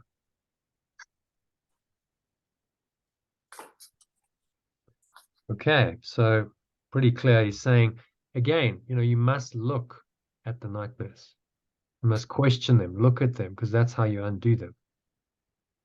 If you just assume they're true and you carry on, then the cover of the heavy thoughts and emotions continues, because you haven't really looked at the fundamental premise of the nightmares.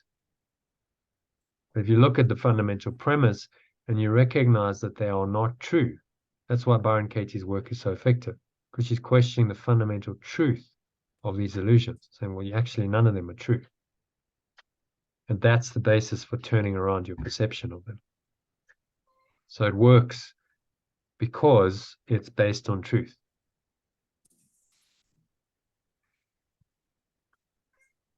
And was guided by the Holy Spirit. That came through her as a tool that people could use to let go of their nightmares and come back into an awareness of truth. Okay, so happy with that one? Yeah. Can you explain it later? Just give a summary in your own words.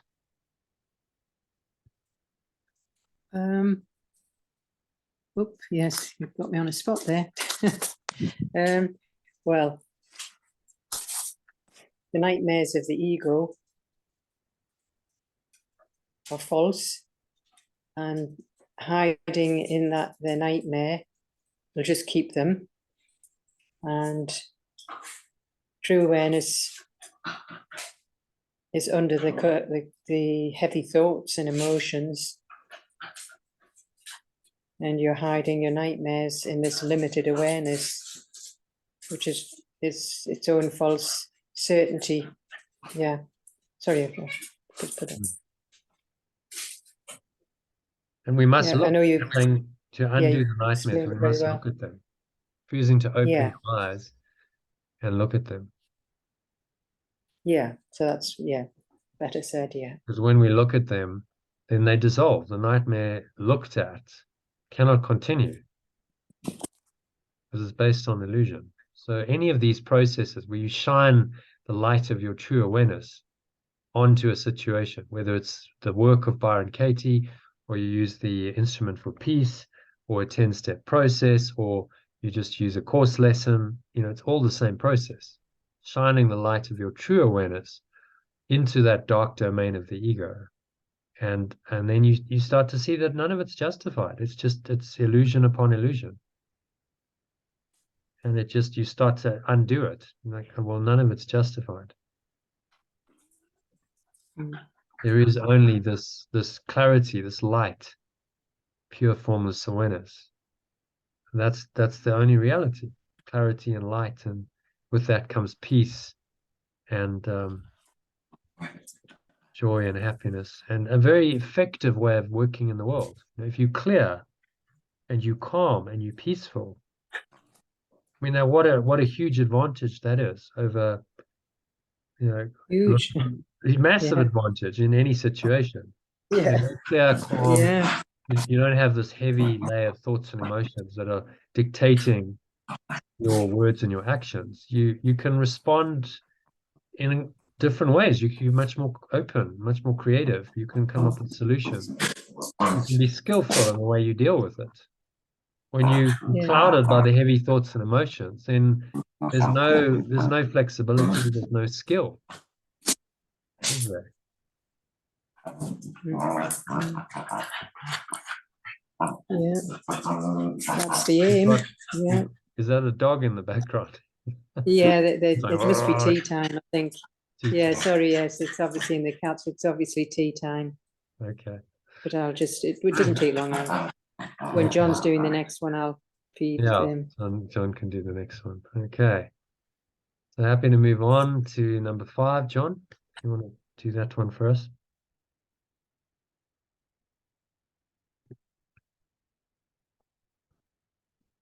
Yep.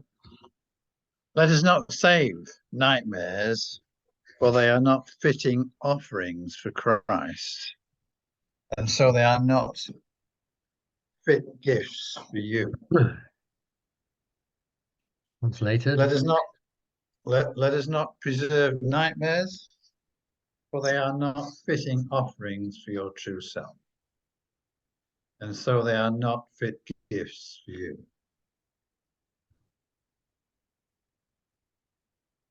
Take off the covers and look at what you are afraid of. Take off the covers. Well, the covers, remember, we're translating his analogy. So the covers are the heavy thoughts and emotions. Oh, yes, okay. Yeah. Take off the heavy thoughts and emotions and look at what you are afraid of.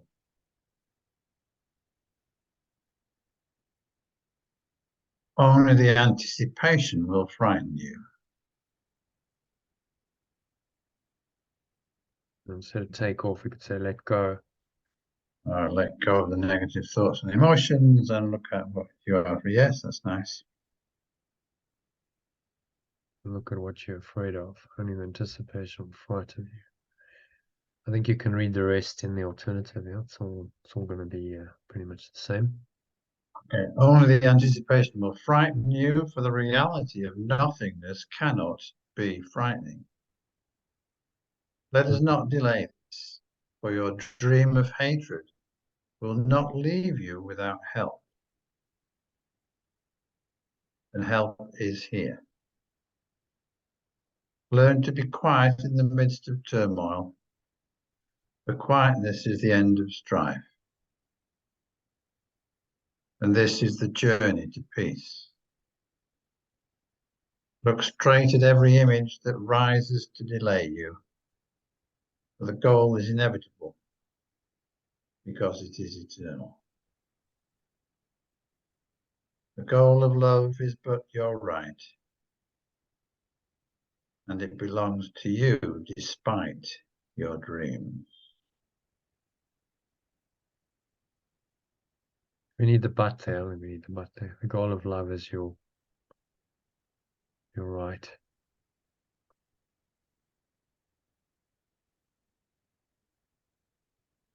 It belongs to you despite your dreams. Okay, so what's he saying there in summary?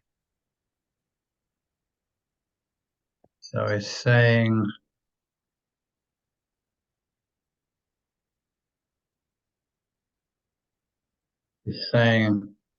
take time to shed light on our nightmares and see them for what they are, which is nothing, and they won't frighten us.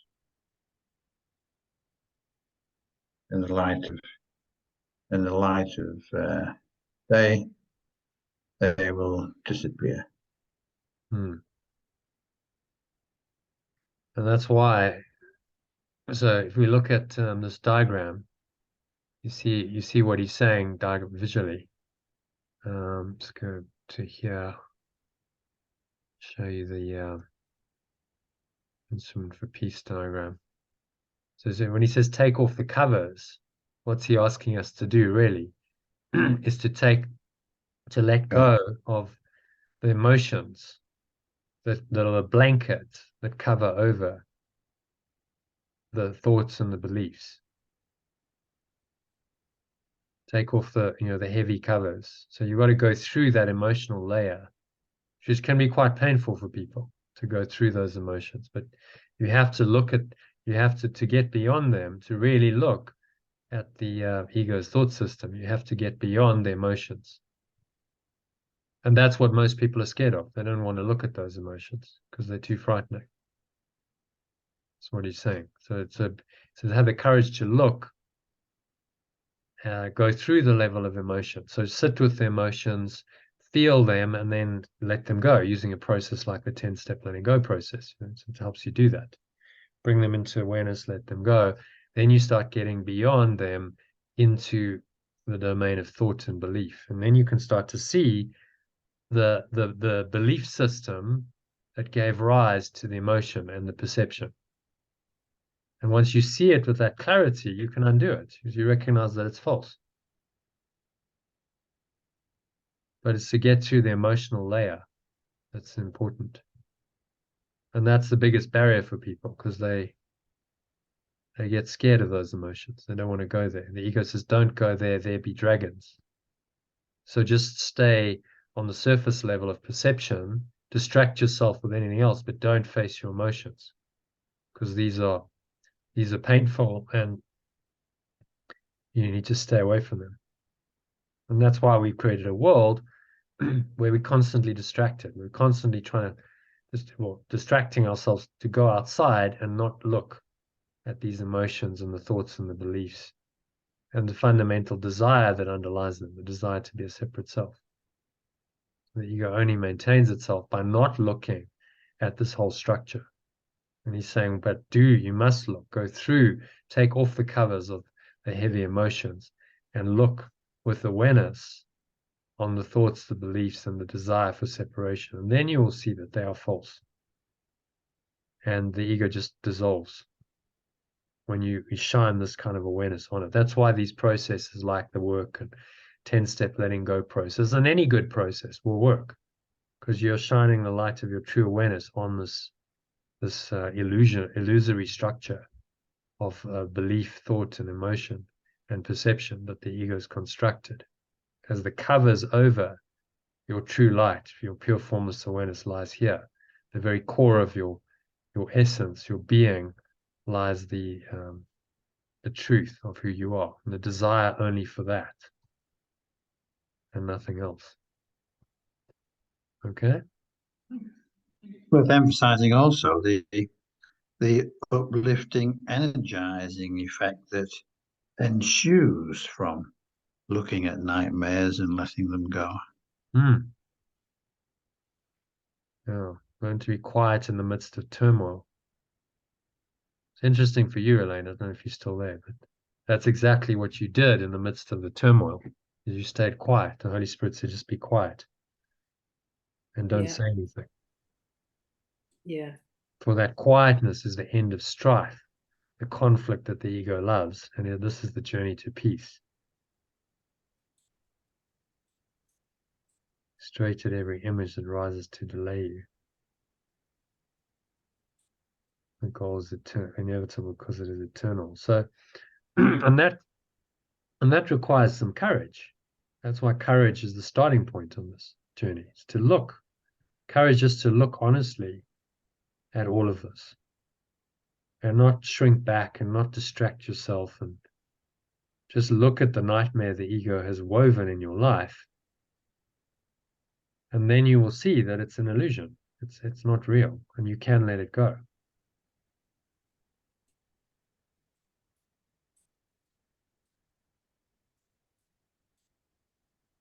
And then you bring in the love that's beyond it. The goal of love is your right. And it belongs to you despite your dreams. Let's make it the goal of perfect love, shall we?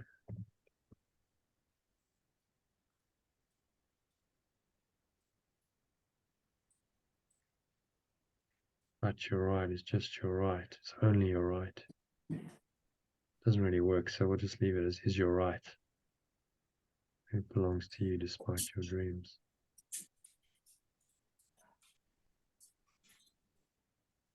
Okay, so any other thoughts on that? Can we No, I think it's good. move on?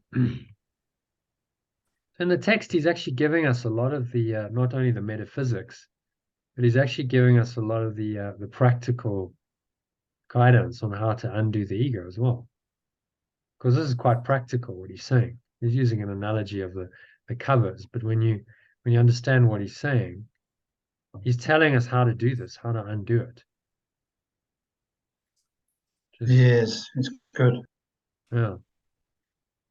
So it's not just all metaphysical. I mean, he does deal with that as well in the text, but a lot of his practical guidance. And, okay, well, just look at these illusions in order to undo them. And we know from our own experience and any kind of spiritual practice that works that this is what does work when you're willing to just look honestly, without shrinking back, without fear. And these nightmares start to be undone.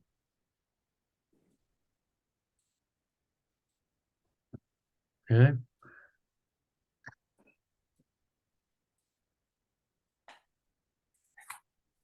The next one, Elaine. Yeah. You still want what God wills, and no nightmare can defeat a child of God in his purpose. You still want what pure formless awareness of perfect love wills, and no nightmare can defeat an extension of pure awareness in his purpose. For your purpose was given by you by God, and you must accomplish it because it is his will.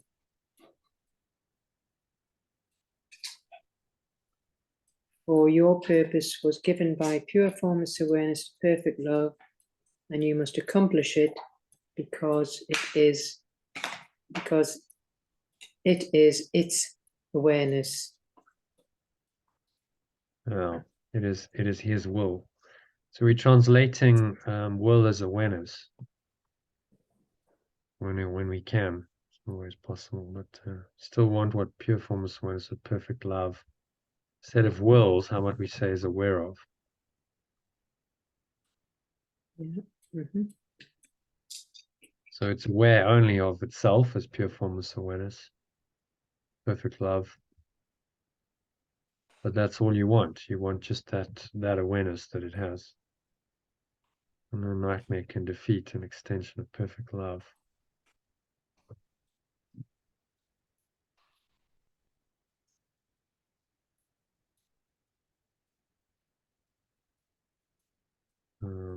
If we can,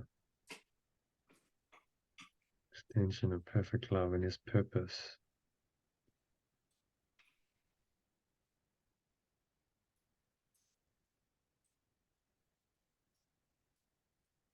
And extensions of perfect love and their purpose.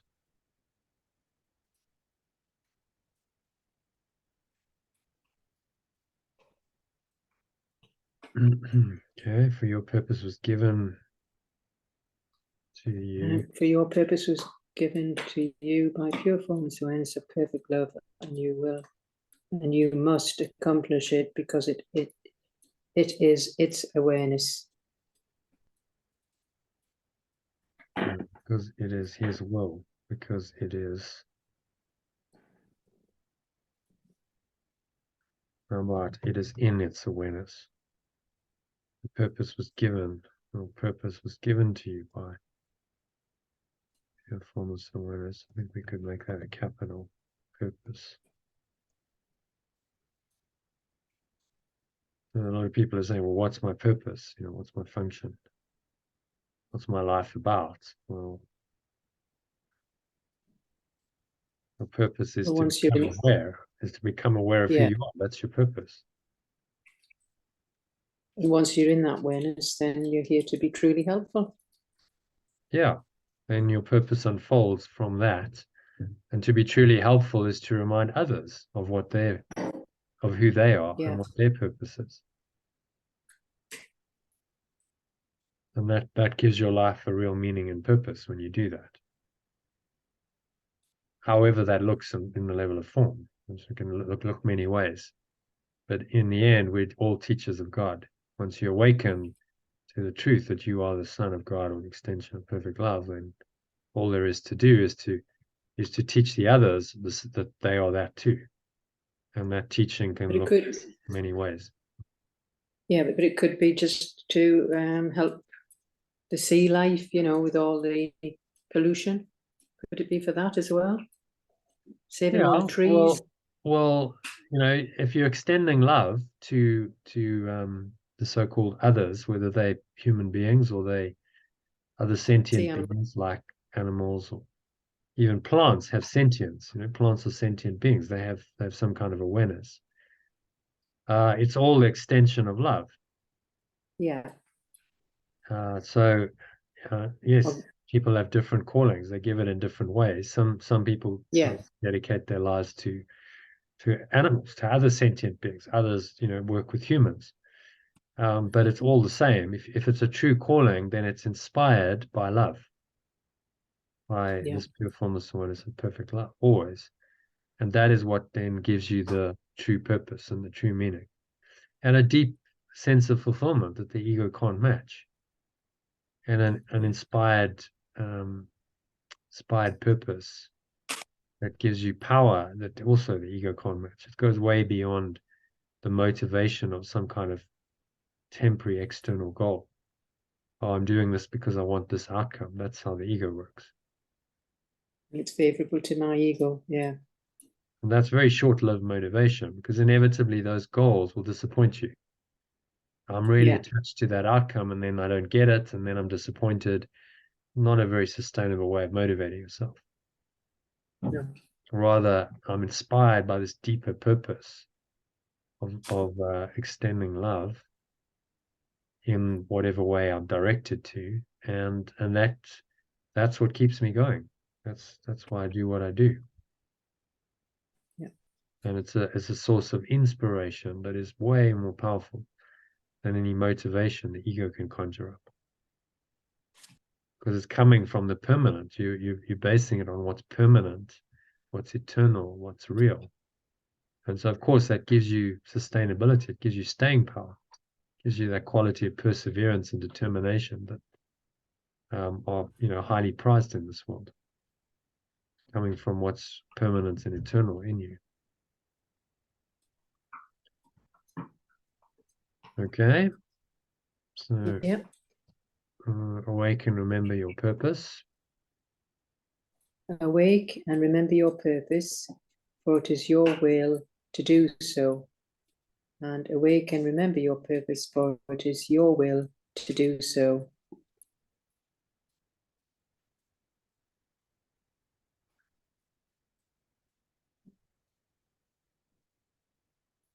Next one, yeah. What has been accomplished for you must be yours. What has been accomplished for you must be yours. Do not let your hatred stand in the way of love, for nothing can withstand the love of Christ and his Father, or his Father's love for him. And do not let your hatred stand in the way of love, for nothing can withstand the love of the one self or its source, or its source's love for it.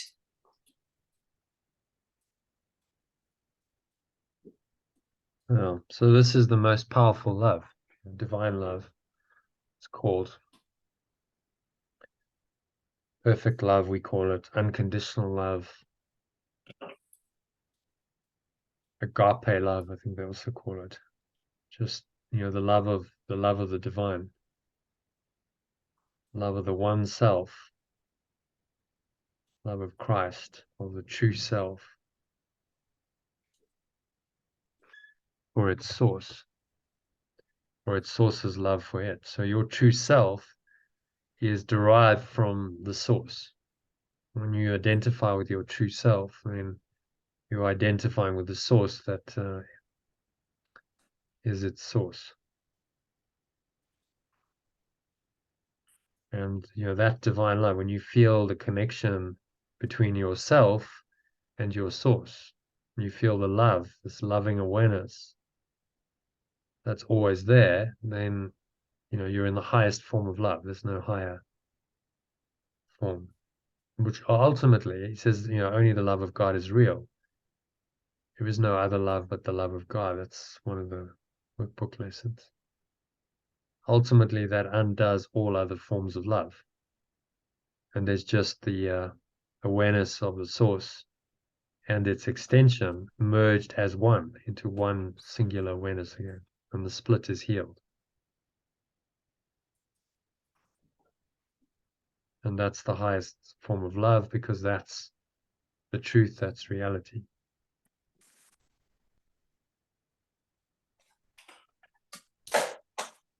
But in this world, it looks like there's a true self, the Christ, which then relates to as a relationship with its source. So we look at the Holy Trinity.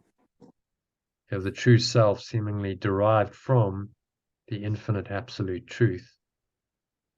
It's really just an extension of that, and then that can perceive correctly, so it gives you Christ's vision to reinterpret all the experiences in time and space. So all of this is part of the illusion of separation, but at the highest level, the true self and this merge. God takes the final step. The true self, just any concept of any kind of true self that is separate from this, that has any kind of relationship with us, is actually false ultimately. It's a useful construct to have, much better than a false self or a true self. And you can listen to the Holy Spirit and you can change your perceptions, and it's all good. And that's leading you ultimately back into this awareness where the Christ and the Holy Spirit and perception and the world just disappear, and you merge back into the awareness that you truly are, pure formless awareness, perfect love.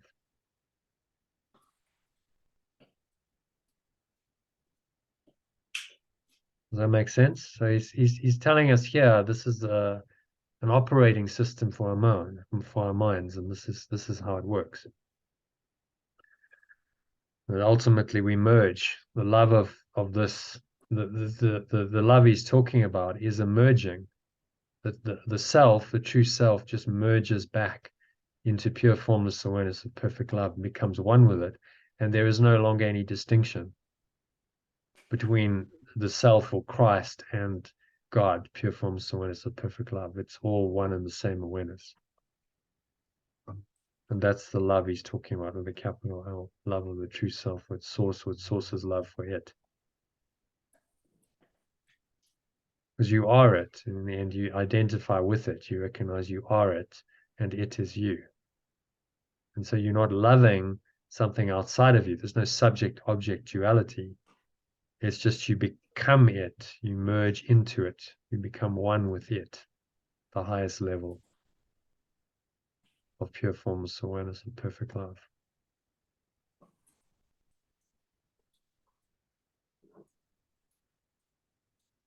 Okay, does that make sense? Yeah.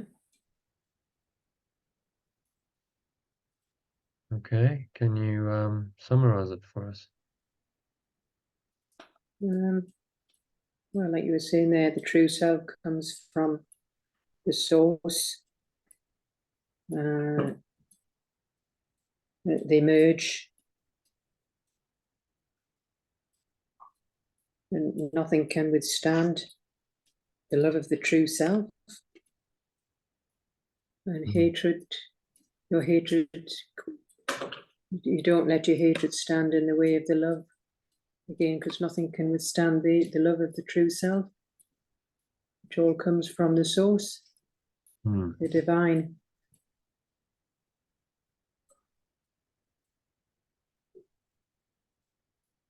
Yeah. So the Christ, the true self, is just it's a stage in awakening. It's given to us in this world as a bridge, an intermediary between the worlds. Because to go straight from perception into pure formless awareness of perfect love is a big jump. So we need this operating system in between that allows us to cross over from this world into the other. And that's operating system is the true self and the Holy Spirit, which is how the true self perceives the world. So the Holy Trinity is just an operating system that will bring your mind back into the true awareness, pure formless awareness of perfect love, systematically and progressively. If you run that operating system on everything, so whatever the perception is, whatever's arising in your experience, you run this operating system systematically, progressively, without exception. You're saying that's the way back. That's the way that you will eventually merge your true self and this pure formless awareness of perfect love, and they become one in your awareness. There's no longer any sense of a separate self. You're not even the Christ or the Son of God or an extension. All of those ideas imply some kind of separation from source. The highest level, there is nothing else. And the true self and the Holy Spirit and anything else is just undone and merges back into this. Okay, so any questions on that? Happy with the Holy Spirit, Holy Trinity idea, how that relates to this? Yeah, very good. Yeah, so you can see the underlying, there's this thought system that he's teaching us, and this is the diagrams and stuff, just make it more explicit so you can see what he's bringing through in the text. All right, so we move on to number 7 then.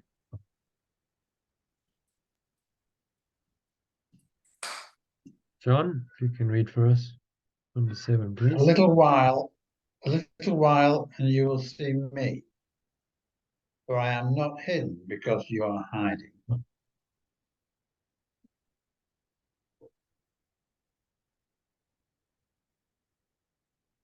I will awaken you as surely as I awakened myself, for I awoke for you.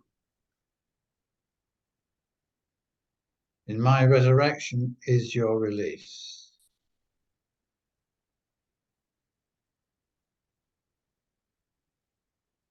Our mission is to escape from crucifixion, not from redemption. Trust in my help, for I did not walk alone. And I will walk with you as our source walked with me.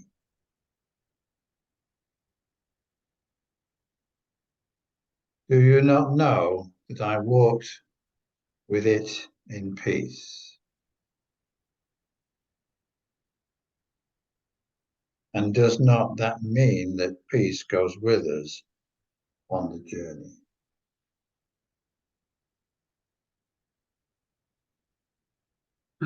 Okay. So what is he saying here in summary?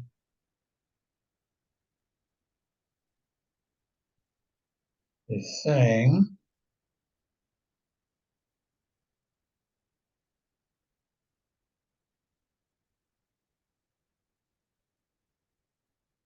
saying that Spirit is always there to help us, even when we don't recognize it.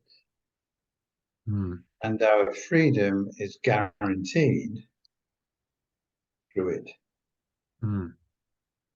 via the process of redemption. Mm.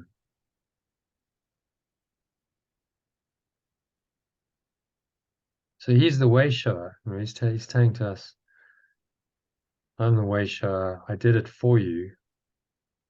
I work for you as an example of an awakened person, an awakened being.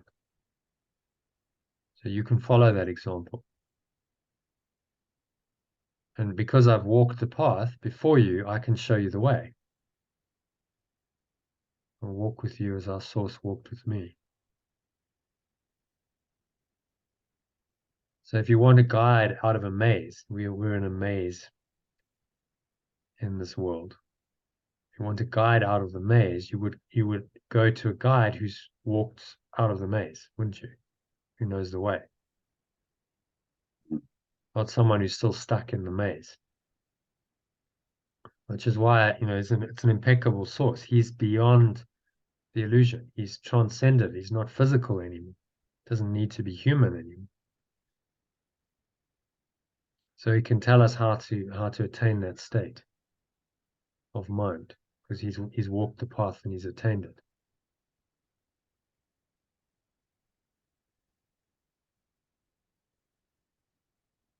So he's got excellent credentials, and that's just what he's telling us. He's saying, look, trust me.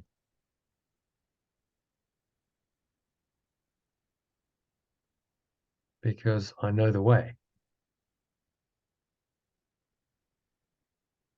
And because I know the way and I've walked the path, I can show you the way. And I won't fail you because I know the way.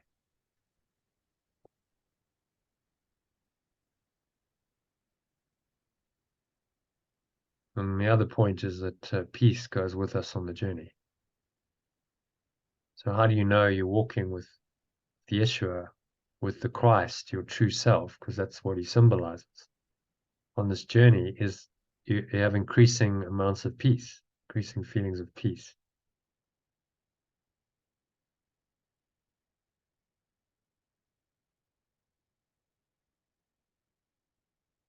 Peace that surpasses all understanding, it's been called.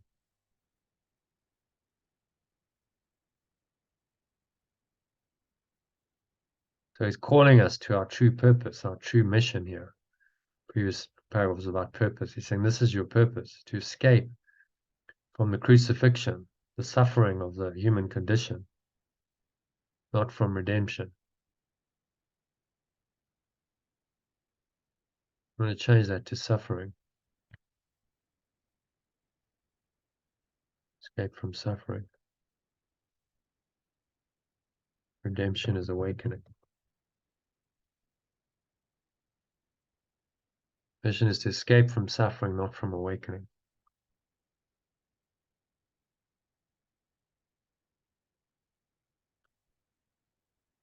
So this is the end of suffering. As the Buddha said the same thing. He said, this is the end of suffering. You can free yourself from suffering through this path that he laid out. Yeshua is saying exactly the same thing. So enlightenment, difficult to define it positively, but you define it by what it's not, it's easier. It's just freedom from suffering. There's no suffering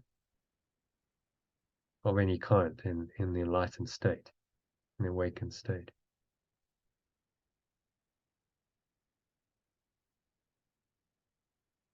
He's just asking us to trust in him, because he will show us the way. Okay, anything you want to add to that, John?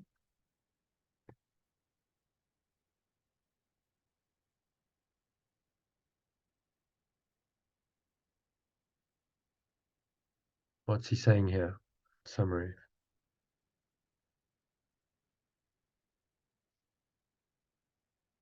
Okay. John, you still there? Okay, maybe not. So, yeah, I am actually. Sorry, I've forgotten I was on mute. I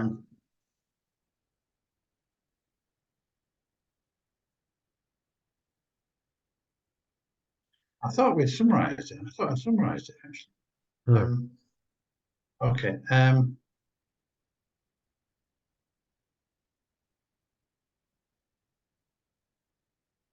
Oh, we think we've done, and I talked about it.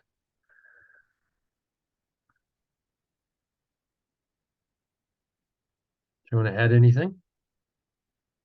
No, no.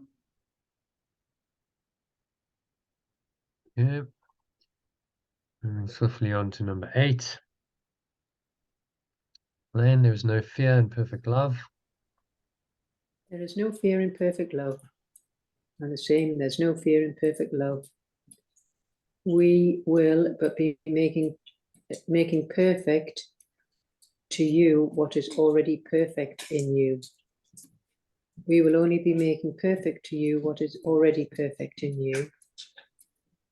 You do not fear the unknown, but the known. You do not fear the unknown, but the known. You will understand not what he means there? fail. I don't understand what you mean by free. You do not fear the unknown, but the known. Yeah. So actually, let's look at our diagram. It might be useful. The hero's journey illustrates it quite well. So you have the known world, the normal world, and then you have the unknown world, where you're going to. The spiritual journey is to cross from the known world into the unknown. And so he's saying you don't really fear this unknown world, because it's the world of light, it's the world of awakening and growth, and actually it's where you want to go. But you do fear the known world, your existing world of the normal world of your ego's perceptions. That it's constructed. You fear that world, because that world is actually a nightmare. But the ego is telling you that it's not a nightmare, that actually the unknown world is to be feared, and this is security. Upside down as always. And he's just reversed that and said, no, actually what you really fear is this, because this is a nightmare and things keep going wrong here, and there's no stability and no security, and ultimately you're going to die. So you'd actually fear this, and you don't really fear the unknown world. Because actually the unknown world is the world of growth, and it's the world of that's going to free you from suffering. So don't make the mistake of fearing it, which is of course what the ego wants you to do. Fear the unknown and then stop the journey. The barrier of fear will stop you from crossing the threshold from the known world into the unknown. But actually, this is the world you fear, and this is the world that you hate and you despise. But the ego is telling you that you want to keep this world because this is your security, and this the going into the unknown is scary, and you don't want to go there. Yeah. So it's telling you that you love what you actually hate and despise and fear. Upside down as always. So he's just reversing that here in the sentence.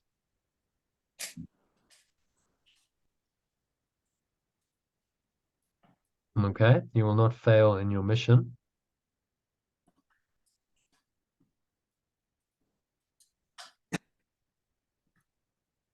Elaine, you want to carry on? Oh, sorry, yes. Yeah, you will not fail in your mission because I did not fail in mine. I guess it's the same in the other one. So I'll just stick in the alternative here, shall I? Yeah, it's all going to be the same. Give me but a little trust in the name of the complete trust I have in you, and we will easily accomplish the goal of perfection together. Perfection is and cannot be denied. To deny the denial of perfection capitalized, what do you think? Yeah. It's referring to a level 1 state. So just I talked about this with John, but we talk about level 1 and level 2 just as helpful ideas in the course. So this is level 1. God, Father, Heaven, Truth, Perfection, where everything's perfect. There's nothing to do, nothing to be said or done. It's all done. And level 2 is the level of illusion, where there seems to be still a belief in separation and still a physical universe of time and space. and some job to do, an awakening to happen, to attain, to move from level 2 to level 1. So the perfection lies at level 1, and he's saying you have a goal. As long as you think you're in level 2, you still have a goal to move from level 2 to level 1. A goal to move from your imperfect state of mind, identified as a separate self, to the goal of perfection as the pure formless awareness of perfect love. Okay. Yeah. To deny the denial of perfection is not so difficult as to deny the truth. The little cursor thing on there, can't see the word. There. Right, sorry. To deny the denial of perfection is not so difficult as to deny truth. And what we can accomplish together will be believed when you see it as accomplished. I'll change that to perceive. So he said to Thomas, doubting Thomas, he was like, well, blessed are those who have not seen. Because Thomas said, well, I want to touch you because I don't believe that you're there. He said, blessed are those who have not seen and yet believe. So what we can accomplish together will be believed when you perceive it as accomplished. So you see it in your mind, you perceive it as accomplished. You say, look, this is a done deal. I get what he's saying. It's a done deal. I can't fail. I've got this master who's got his way. He's worked his way out of the illusion of the matrix. He's with me as my guide. He's done it before. It's a done deal. I'm going to escape. It's inevitable if I follow this guide. Then you perceive it as accomplished already. So he's asking us to go beyond our current accomplishments in time and perceive on the timeline. Let's take a look at the timeline diagram. Perceive that it's already done. And that way you actually collapse time. This is why the miracle is your sole device for controlling time, as he says in chapter 1.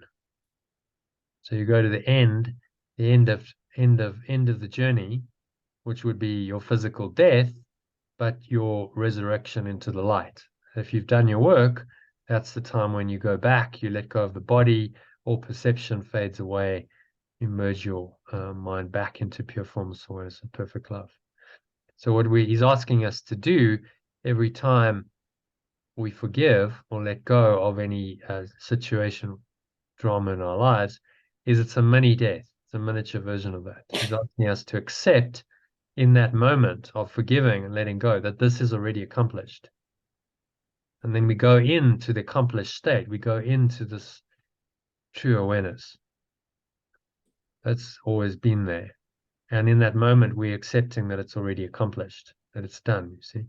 And so we're actually collapsing time. There's the time that we needed to stay in the dream and learn our lessons gets systematically and progressively shorter and collapsed. And we bring about the final moment of our merging, our awakening back into source, and the interval becomes shorter and shorter. So the experiences that we need to have between now and when we finally collapse the ego and we go back are eliminated. That's why he said section 1 that chapter 1 that time the miracle is the only device you have at your immediate disposal for controlling time. You can actually collapse large intervals of time and erase them by simply going into the awareness that it's already accomplished. So then time is not necessary for your accomplishment if you believe that it's already accomplished. And that way you collapse it all down into the now and the pure formless awareness of perfect love that can only be experienced right now.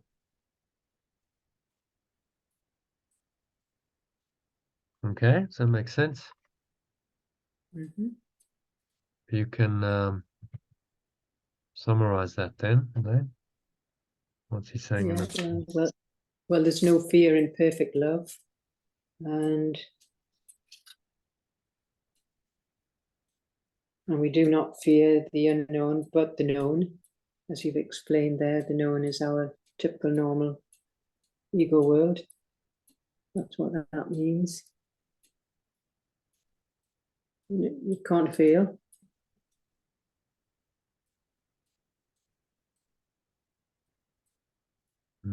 It's a done deal. He's saying, look, just trust. It's a done deal. Yeah. You Yeah, follow me just, because I've done it. I've done it for you. I've proved that it can be done.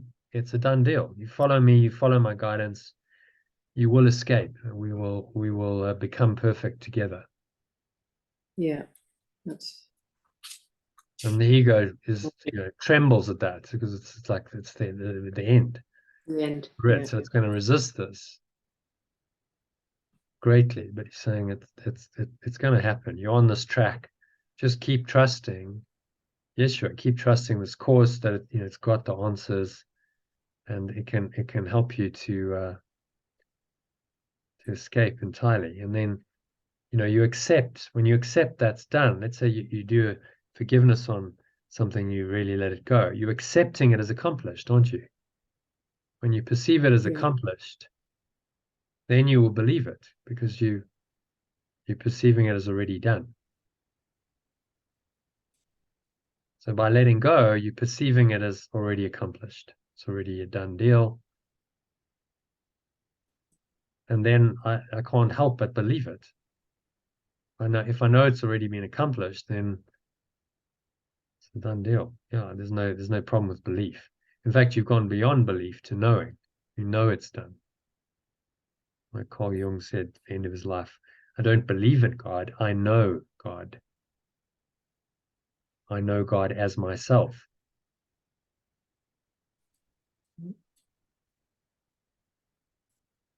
And so that's the path he's laying out for us, saying, follow me and you will attain that same certainty. Because it's already happened. In time, it's still got to play out. But we know that time's an illusion. So actually, it's already happened. The at-one-ment, your at-one-ment, and everyone's at-one-ment is already completed.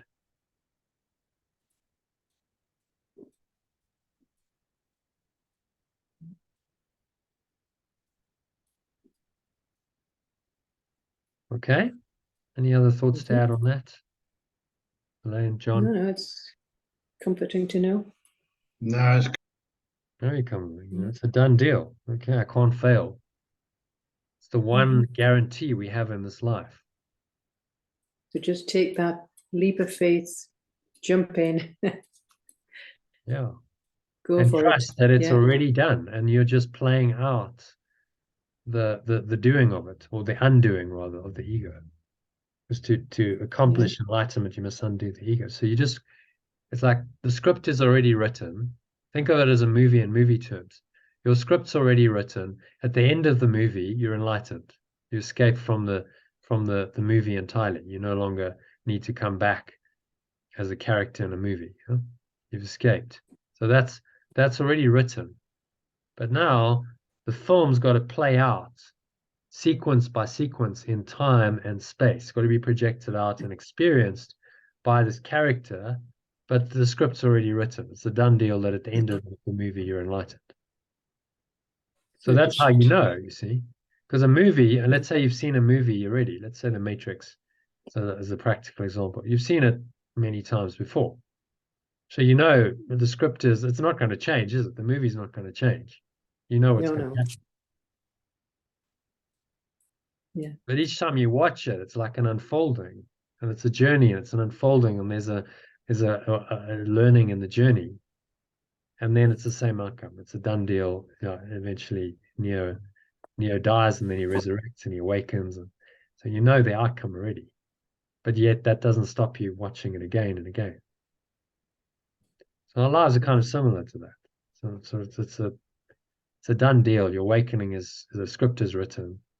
But yet you've got to actually live it out. You've got to play out the journey in your own movie of life.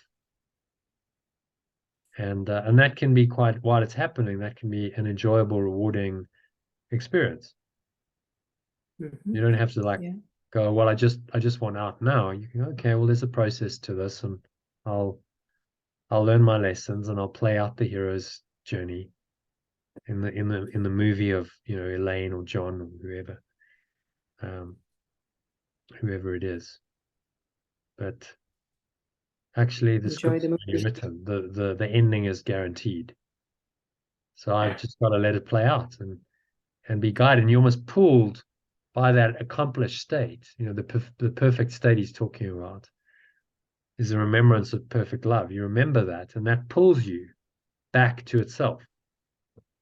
And that's what gives you the guidance, because it knows the way back to itself. So that's then gives you specific guidance in the dream to tell you what it is you need to do to escape from the dream and go back to the perfection. So does all that make sense? I mean, It does. It's obviously very alien to the ego, to the way we've lived our lives up till this date. But it's seeping in, yeah. I can feel the rewiring. Yeah. I'm not to the you can't extent. believe in the linear dream of the ego anymore. So you can't just believe. No, This yeah. incredible story that you're born, you're just this little person, you've got to go through all these life experiences, a lot of them traumatic and painful. You age, you suffer, and you die. You just can't believe that story anymore. You go, that's just ridiculous. What a ridiculous idea. There must be something else. You know there's something else, because you're accepting the done deal that, yes, I'm already there. It's accomplished. I'm already in the light. I am the light. And then by accepting it, you collapse the amount of time that's required, because you're already accepting it, you see. As long as you go, oh, but one day I'll get it. One day I'll be enlightened. You make the illusion of time necessary. But if you accept it right now as accomplished, which is what you have to do to really forgive it, you have to go into the light and experience this light or pure forms of perfect love right now in the moment, then you're accepting it as accomplished, you see. So you're accepting that it's already done in that moment. That's why forgiveness is then just acceptance of what is. It's your practice of accepting what is now, collapsing the need for time. So you don't need any of these other experiences and traumas, and you collapse the interval. So you awaken quickly. So as long as you're just living now, don't worry about the future. Yeah, the only question is, am I in my true awareness now? That's the only question. If I'm in an illusion, then I just need to correct it and accept that this is a done deal now. So I accept this true awareness into my awareness now, because it's a done deal now, because there is no other time. It's not going to happen sometime in the future. It can only happen now. Right now, I'm listening to you. I'm concentrating. Yeah. Are you the source? Yes. So am I in the source? Yeah. Now? So right now, the source is coming down to you. See, it's a two-way arrow. It's coming down to you in your dream, telling you, look, Elaine, this is a done deal. You can't fail, because you're already here. You are that which is speaking to you is you.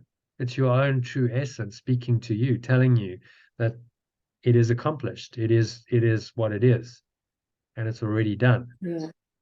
And you just stop doubting it and accepting. Yeah, so it's a fairly ordinary experience, but there's no worry or excitement. It's just an ordinary concentration, isn't it? Well, it's extraordinary. That's what I feel like at this moment. It's not ordinary in the ego sense, because the ego just tells you you're a little self, and it's disconnected you from this. But once you start living in this way, it's just it's so obvious. This is what I am. It's extraordinary by worldly standards. So it's extraordinary, ordinary. It just becomes like, well, yes. This now becomes my normal default state. Yes, of course I'm the source. How could I have ever doubted it? Yeah. Of course it's a done deal.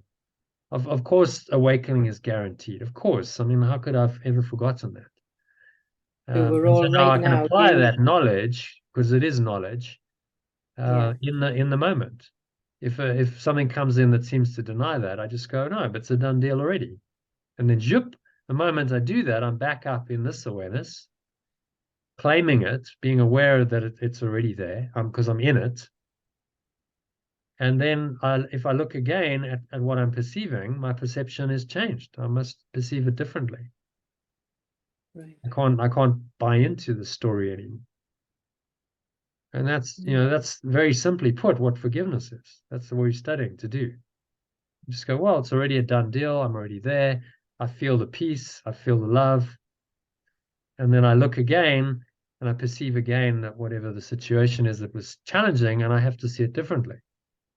Because that experience of this awareness, complete perfection, changes my perception of the situation. I can no longer perceive it as I perceived it before, which is how this now comes in to the illusion. Level 1 now affects level 2, changes your mind about it, and ultimately collapses level 2. So somebody says level 2 isn't real. So level 1 and level 2 are still part of the the duality. But we work with that. Yeah, well, while I'm in this body, I know what the now is, and concentrating like now, I'm not worrying about anything. But it is a work in progress. I feel as though this is my journey now. Yeah, you accept it for learning these practices. Yeah, learning these practices and reading the Course in Miracles. Yeah. Because it's like a different language when you first read it, but now it's starting to make a little bit of sense. Yeah. Yeah, you Because start to before see that there's a logic. There's a logic to this. It's an impeccable, flawless logic that you cannot break. It is. You can try, but you cannot really break his logic. You can just deny it and go, well, that's not true, but your denial doesn't make any sense, because you can't really deny this. How do you deny the obviousness, the truth of what he's saying?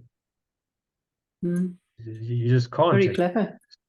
Yeah, so he's working with our intellects to break our intellect eventually to the point where we just surrender. We say, okay, I get it.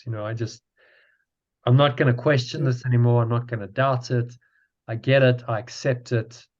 It's a done deal. I'm not in any kind of resistance to this anymore.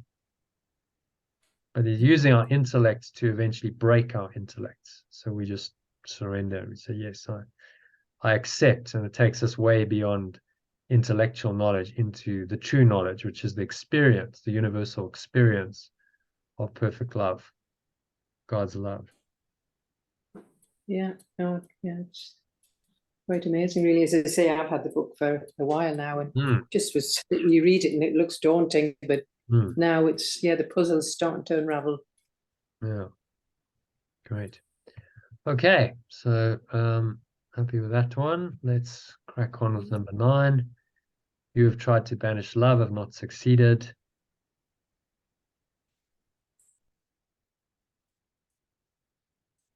John, will you read that for us? Yep. You who have tried to banish love have not succeeded. You who choose to banish fear must succeed.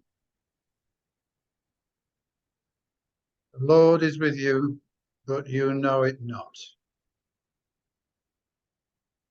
So I've translated that as the truth is with you.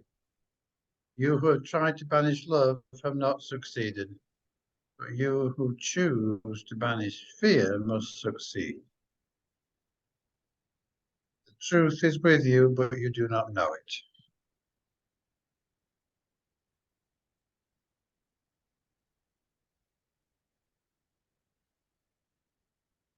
Yet your Redeemer liveth and abideth in you in the peace out of which he was created.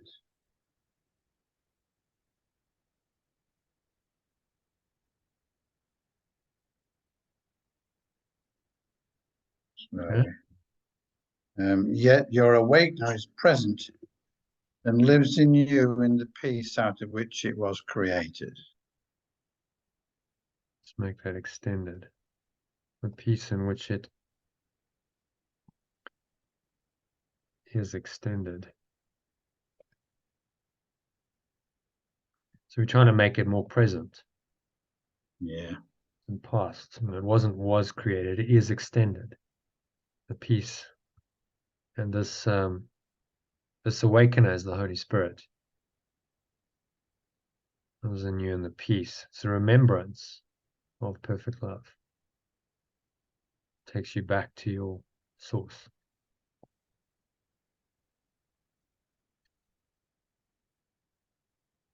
Would you not exchange this awareness for the awareness of fear? Would you not exchange this awareness for the awareness of fear?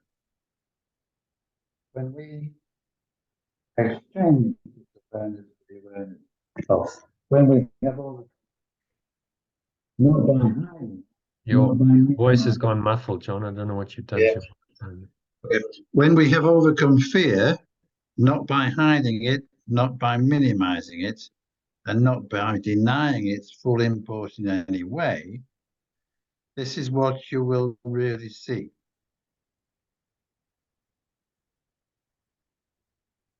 When we have overcome fear, not by hiding it, not by minimizing it, not by denying its full import in any way, this is what you will really perceive. You cannot lay aside the obstacles to real vision without looking upon them. For to lay aside means to judge against. You cannot let go of the obstacles to real vision without looking upon them. For to let go means to judge against. If you will look, the Holy Spirit will judge, and he will judge truly. If you will look, the remembrance of oneness will judge, and it will judge truly. Remembrance of perfect love.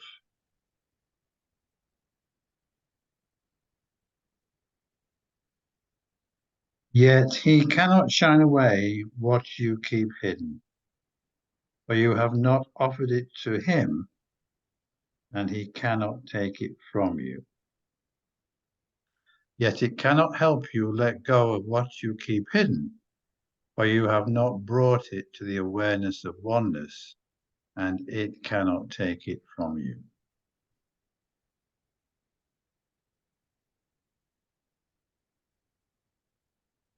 Yeah. So what's he saying here? Summary? Yes, he is saying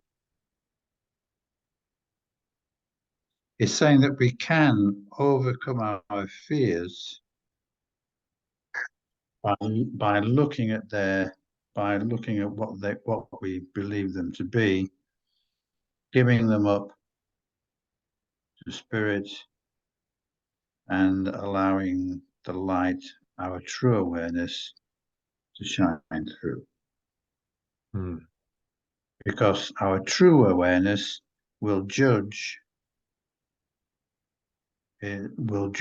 truly and help us realize what is real and what is not. Yeah.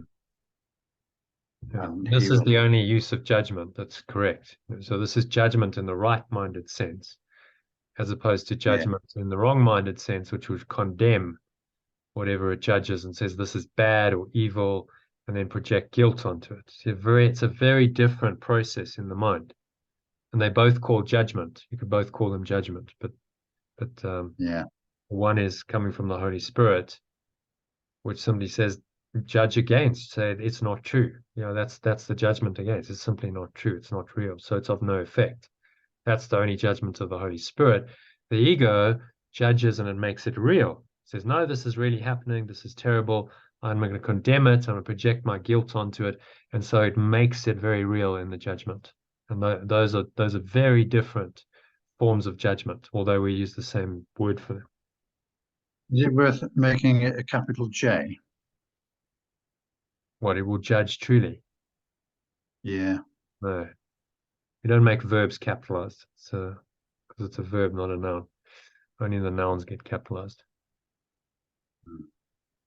Okay. The nouns are being. It's the level 1 being is capitalized noun. So we just have to understand if he uses the word judge, like we could use the word discern, another word, but it's just he uses it in two senses in the course. And sometimes he says, well, you lay aside all judgment, and judgment is bad. And what he's talking about then is the judgment of the ego, which is not the same as the judgment of the Holy Spirit. He uses the same word. Yeah. So this is the only correct use of judgment, is to let go, to judge against what is not true. And say, no, this, the denial of truth is not true. So you deny the denial of truth. That's the only judgment of the Holy Spirit. And that, of course, corrects the double negative, makes it positive, and corrects it. And then you're back in the awareness of perfect love, which in truth you never really left, because the denial was never true. Yeah. Okay. Any other thoughts or questions about that one? Otherwise, let's crack on. No, that's good. That's Number 10. Elaine, if you can do the honors for us. Yeah, I'm just getting my battery pack because I'm running out of battery, but I've just gone up the stairs. Right. Just be a second. I'm just coming down the stairs. It was only on 10%, so right. Where were we? We are therefore embarking on an organized, well-structured and carefully planned program aimed at learning how to offer to the Holy Spirit everything you do not want. And we are therefore embarking on an organized, well-structured and carefully planned program aimed at learning how to offer to the remembrance of perfect love everything you do not want. Yeah. It's a nice what he's saying here is very descriptive of his course. And the art of letting go is along the same lines. It's organized, well structured, carefully planned. Because why would you be random and unorganized, disorganized about something as important as your awakening? It's the only thing. The ultimate goal. Yeah. That's I think a lot of the times in some spirituality, some spiritual paths, it's all a bit kind of chaotic and disorganized, and maybe you've experienced some of that. I call it hey chihuahua. It's hey chihuahua, and I'm floating on a cloud of bliss, and it's all. But there's no kind of structure to it. There's no discipline, and that that doesn't lend itself to truly awakening. It actually lends itself to chaos. So you think you're awakening, but you're not really, because it's just more chaos in the guise of some kind of spiritual path. Yeah. But this is a very rigorous. It requires a discipline, a structure, and it does. Your mind has to accept that structure and that discipline, because that's the way it's going to become free, to get to a point where you don't need the structure and the discipline. In pure formless awareness of perfect love, those ideas are not required. They don't even exist. You don't have a well-structured, carefully organized, planned program in pure formless awareness of perfect love. There's just pure formless awareness of perfect love. But to get there, given the ego's chaotic nature and how insistent and persistent its thought system is, you're going to need to have some organization and some discipline and some structure. I mean, to use an analogy, I'll just charge that up a bit. To use an analogy, think of a military campaign. If you go in with a disorganized, unstructured army, you're not going to win, are you? It's going to be a shambles. You're going to lose because your opponent is better organized and better structured. So that's why he's saying, okay, well, let's do this with a bit of structure and intent, and then you will You will be able to match whatever the ego does. You know, that's why the discipline would come in for you. Okay, do the hourly or regular practices. That's another level of structure and organization that will help you to undo the ego. When I'm in a drama. Yeah. And even when you're not in a drama, do it anyway. You know, it becomes part of your regular routine because you're just undoing it systematically, progressively. And then when a drama comes, well, you're prepared for it. It's like combat training. You know, you've been doing this, and you've been practicing, so that your default then is like, well, I'll go to the default, and I'll just I'll practice my lesson, and I'll let it go because that's what I've been practicing all the time. Yeah. So that's why, you know, you train so that it becomes your default and you can just go there easily. And I remember I watched the program once and it really struck me. So it was these pilots and the one guy, he was a very gifted flyer, but he didn't believe in his instruments. He was like, well, I just fly, you know, on intuition. And so he went up into the like stratosphere. It was like some test of a plane that was going to extremely high altitudes. And he got confused. He kind of lost control. There was a drama. He got confused and he didn't look at his instruments. And he was trying to figure it out himself, but he didn't have that structure and that discipline. And so he crashed and he died because he didn't follow the rigor of it. And then another guy who'd been saying to him, you know, you need to check your instruments because when you're up there, you don't know what's up and what's down anymore. He didn't know which way, you know, which way he was. He's spinning around. You don't know. The only way you're going to know is you know, check your instruments. That's your guidance system. So it's in the same way with the Holy Spirit. You know, check your guidance system, and that's the structure that Yeshua is giving us. So that keeps you sane. That gives you the guidance when a drama happens, a crisis happens, and you're spinning. The temptation is to spin into the ego's confusion and chaos. You have that structure and that discipline. Say, no, bring it back, Elaine. Come back to your lesson. Do the lesson. Do a breath break. If you need a longer meditation, do a longer meditation. Jump on a call with Jono and Sally and whoever else is there because this will bring you back, and you go out of the chaos and confusion because of that. And you know, that's the way you undo you counter the ego's tendency to chaos and confusion, destruction, with a disciplined, well organized, well structured program. That's what Yeshua's designed. And the art of letting go just helps you to do it better. Yeah. That's right. Yeah, this morning I just wanted to be here for 12:30. I thought I need sanity. So, yeah. And that's why, and like every day we meet at a certain time because it gives a structure. Okay, you know that it's going to happen, and you know that you can go back to sanity. Yeah, back to sanity. Yeah, in that time. Okay, so carry on. It knows what to do with it. What number? Oh yeah, number 2.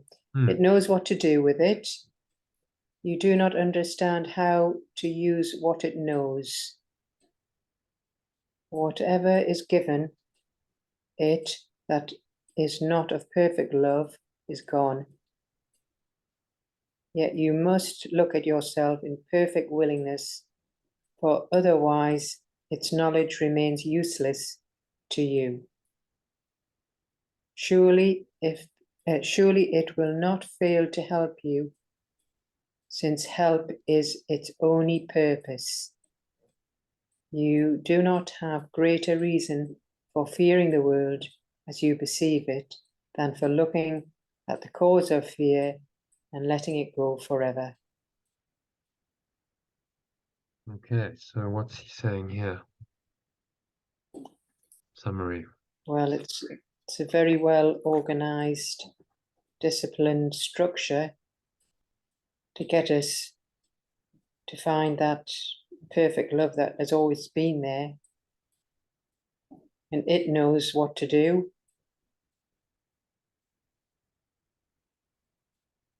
And if it's not a perfect love,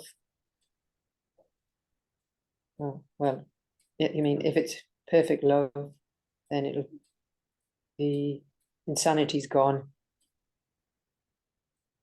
Yeah. So offer But we have everything to you be don't want. perfect. We have to be in perfect willingness. Otherwise, it just remains, knowledge will remain useless. Do you not have greater reason for fearing the world as you perceive it? So that's the known world, the world of the ego that we fear, than for looking at the cause of fear and letting it go forever. Saying, you know, actually what you fear is this known world as you perceive it. Rather look at the cause of fear and let it go forever. Much more sensible idea.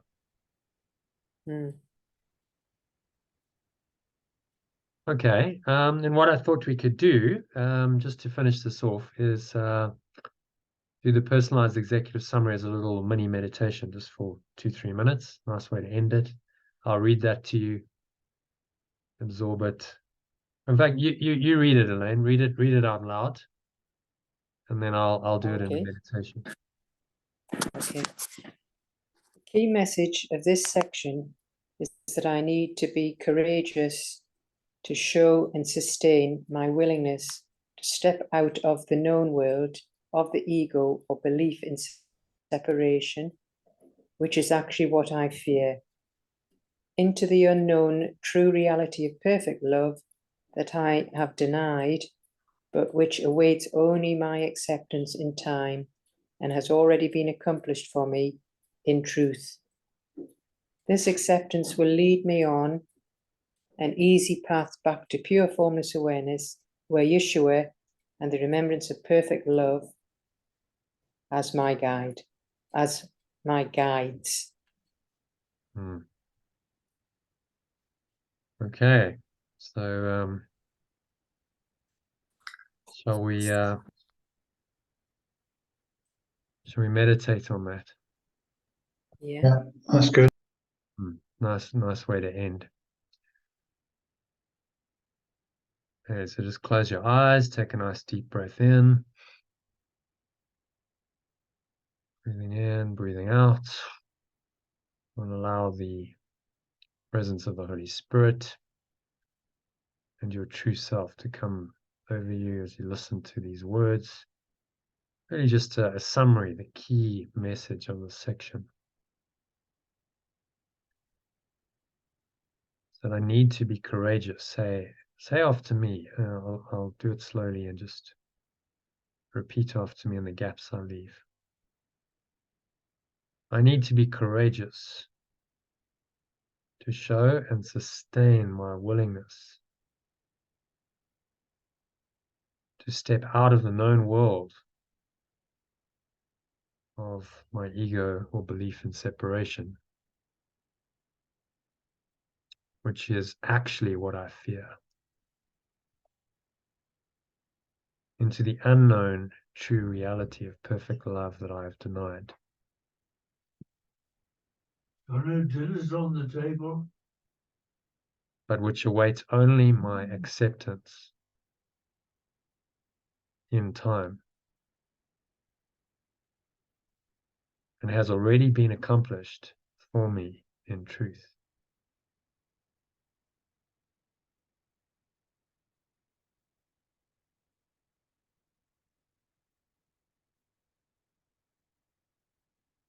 This acceptance will lead me on an easy path back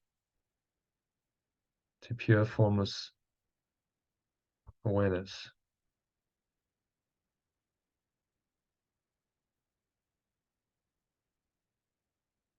With Yeshua and the remembrance of perfect love as my guides.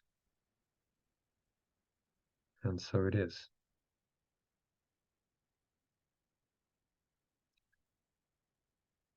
And so that brings us to the end of the session.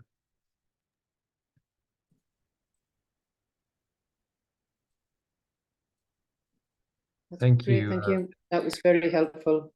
Thanks, John. Lane, John, good session. And we got it done in about 2.5 hours. Not too bad. Yeah, very good, very good. Very Yay! good. Yay! Yeah. Just in time for dinner. Yeah. I'll see you tomorrow. We could probably do an evening session actually, if you want to. What's Yeah, your thoughts? Does that's that good work, for me, actually. John? So Does I've that got a work bit for of you? I I started at 5. I think that's okay, actually. Yeah, I think that's okay. Yeah, okay. So we'll do an evening session starting at 5 and go until yeah, well might go until 9 or 9:30 or something. We do the text as well.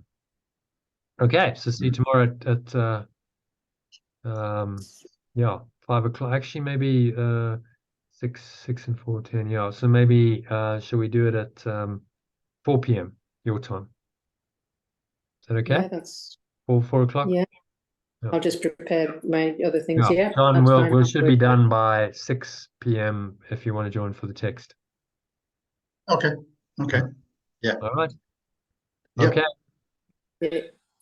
Thank you. Okay. Bye for now. Bye. Thanks, Elaine. Cheers, John. Thank you, John. Okay. Have a nice Bye. evening. Bye-bye.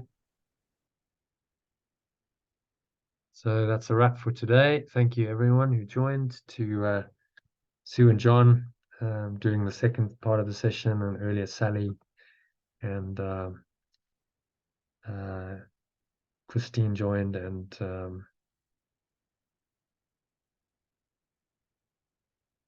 yeah, great session, and hopefully see you tomorrow. Namaste.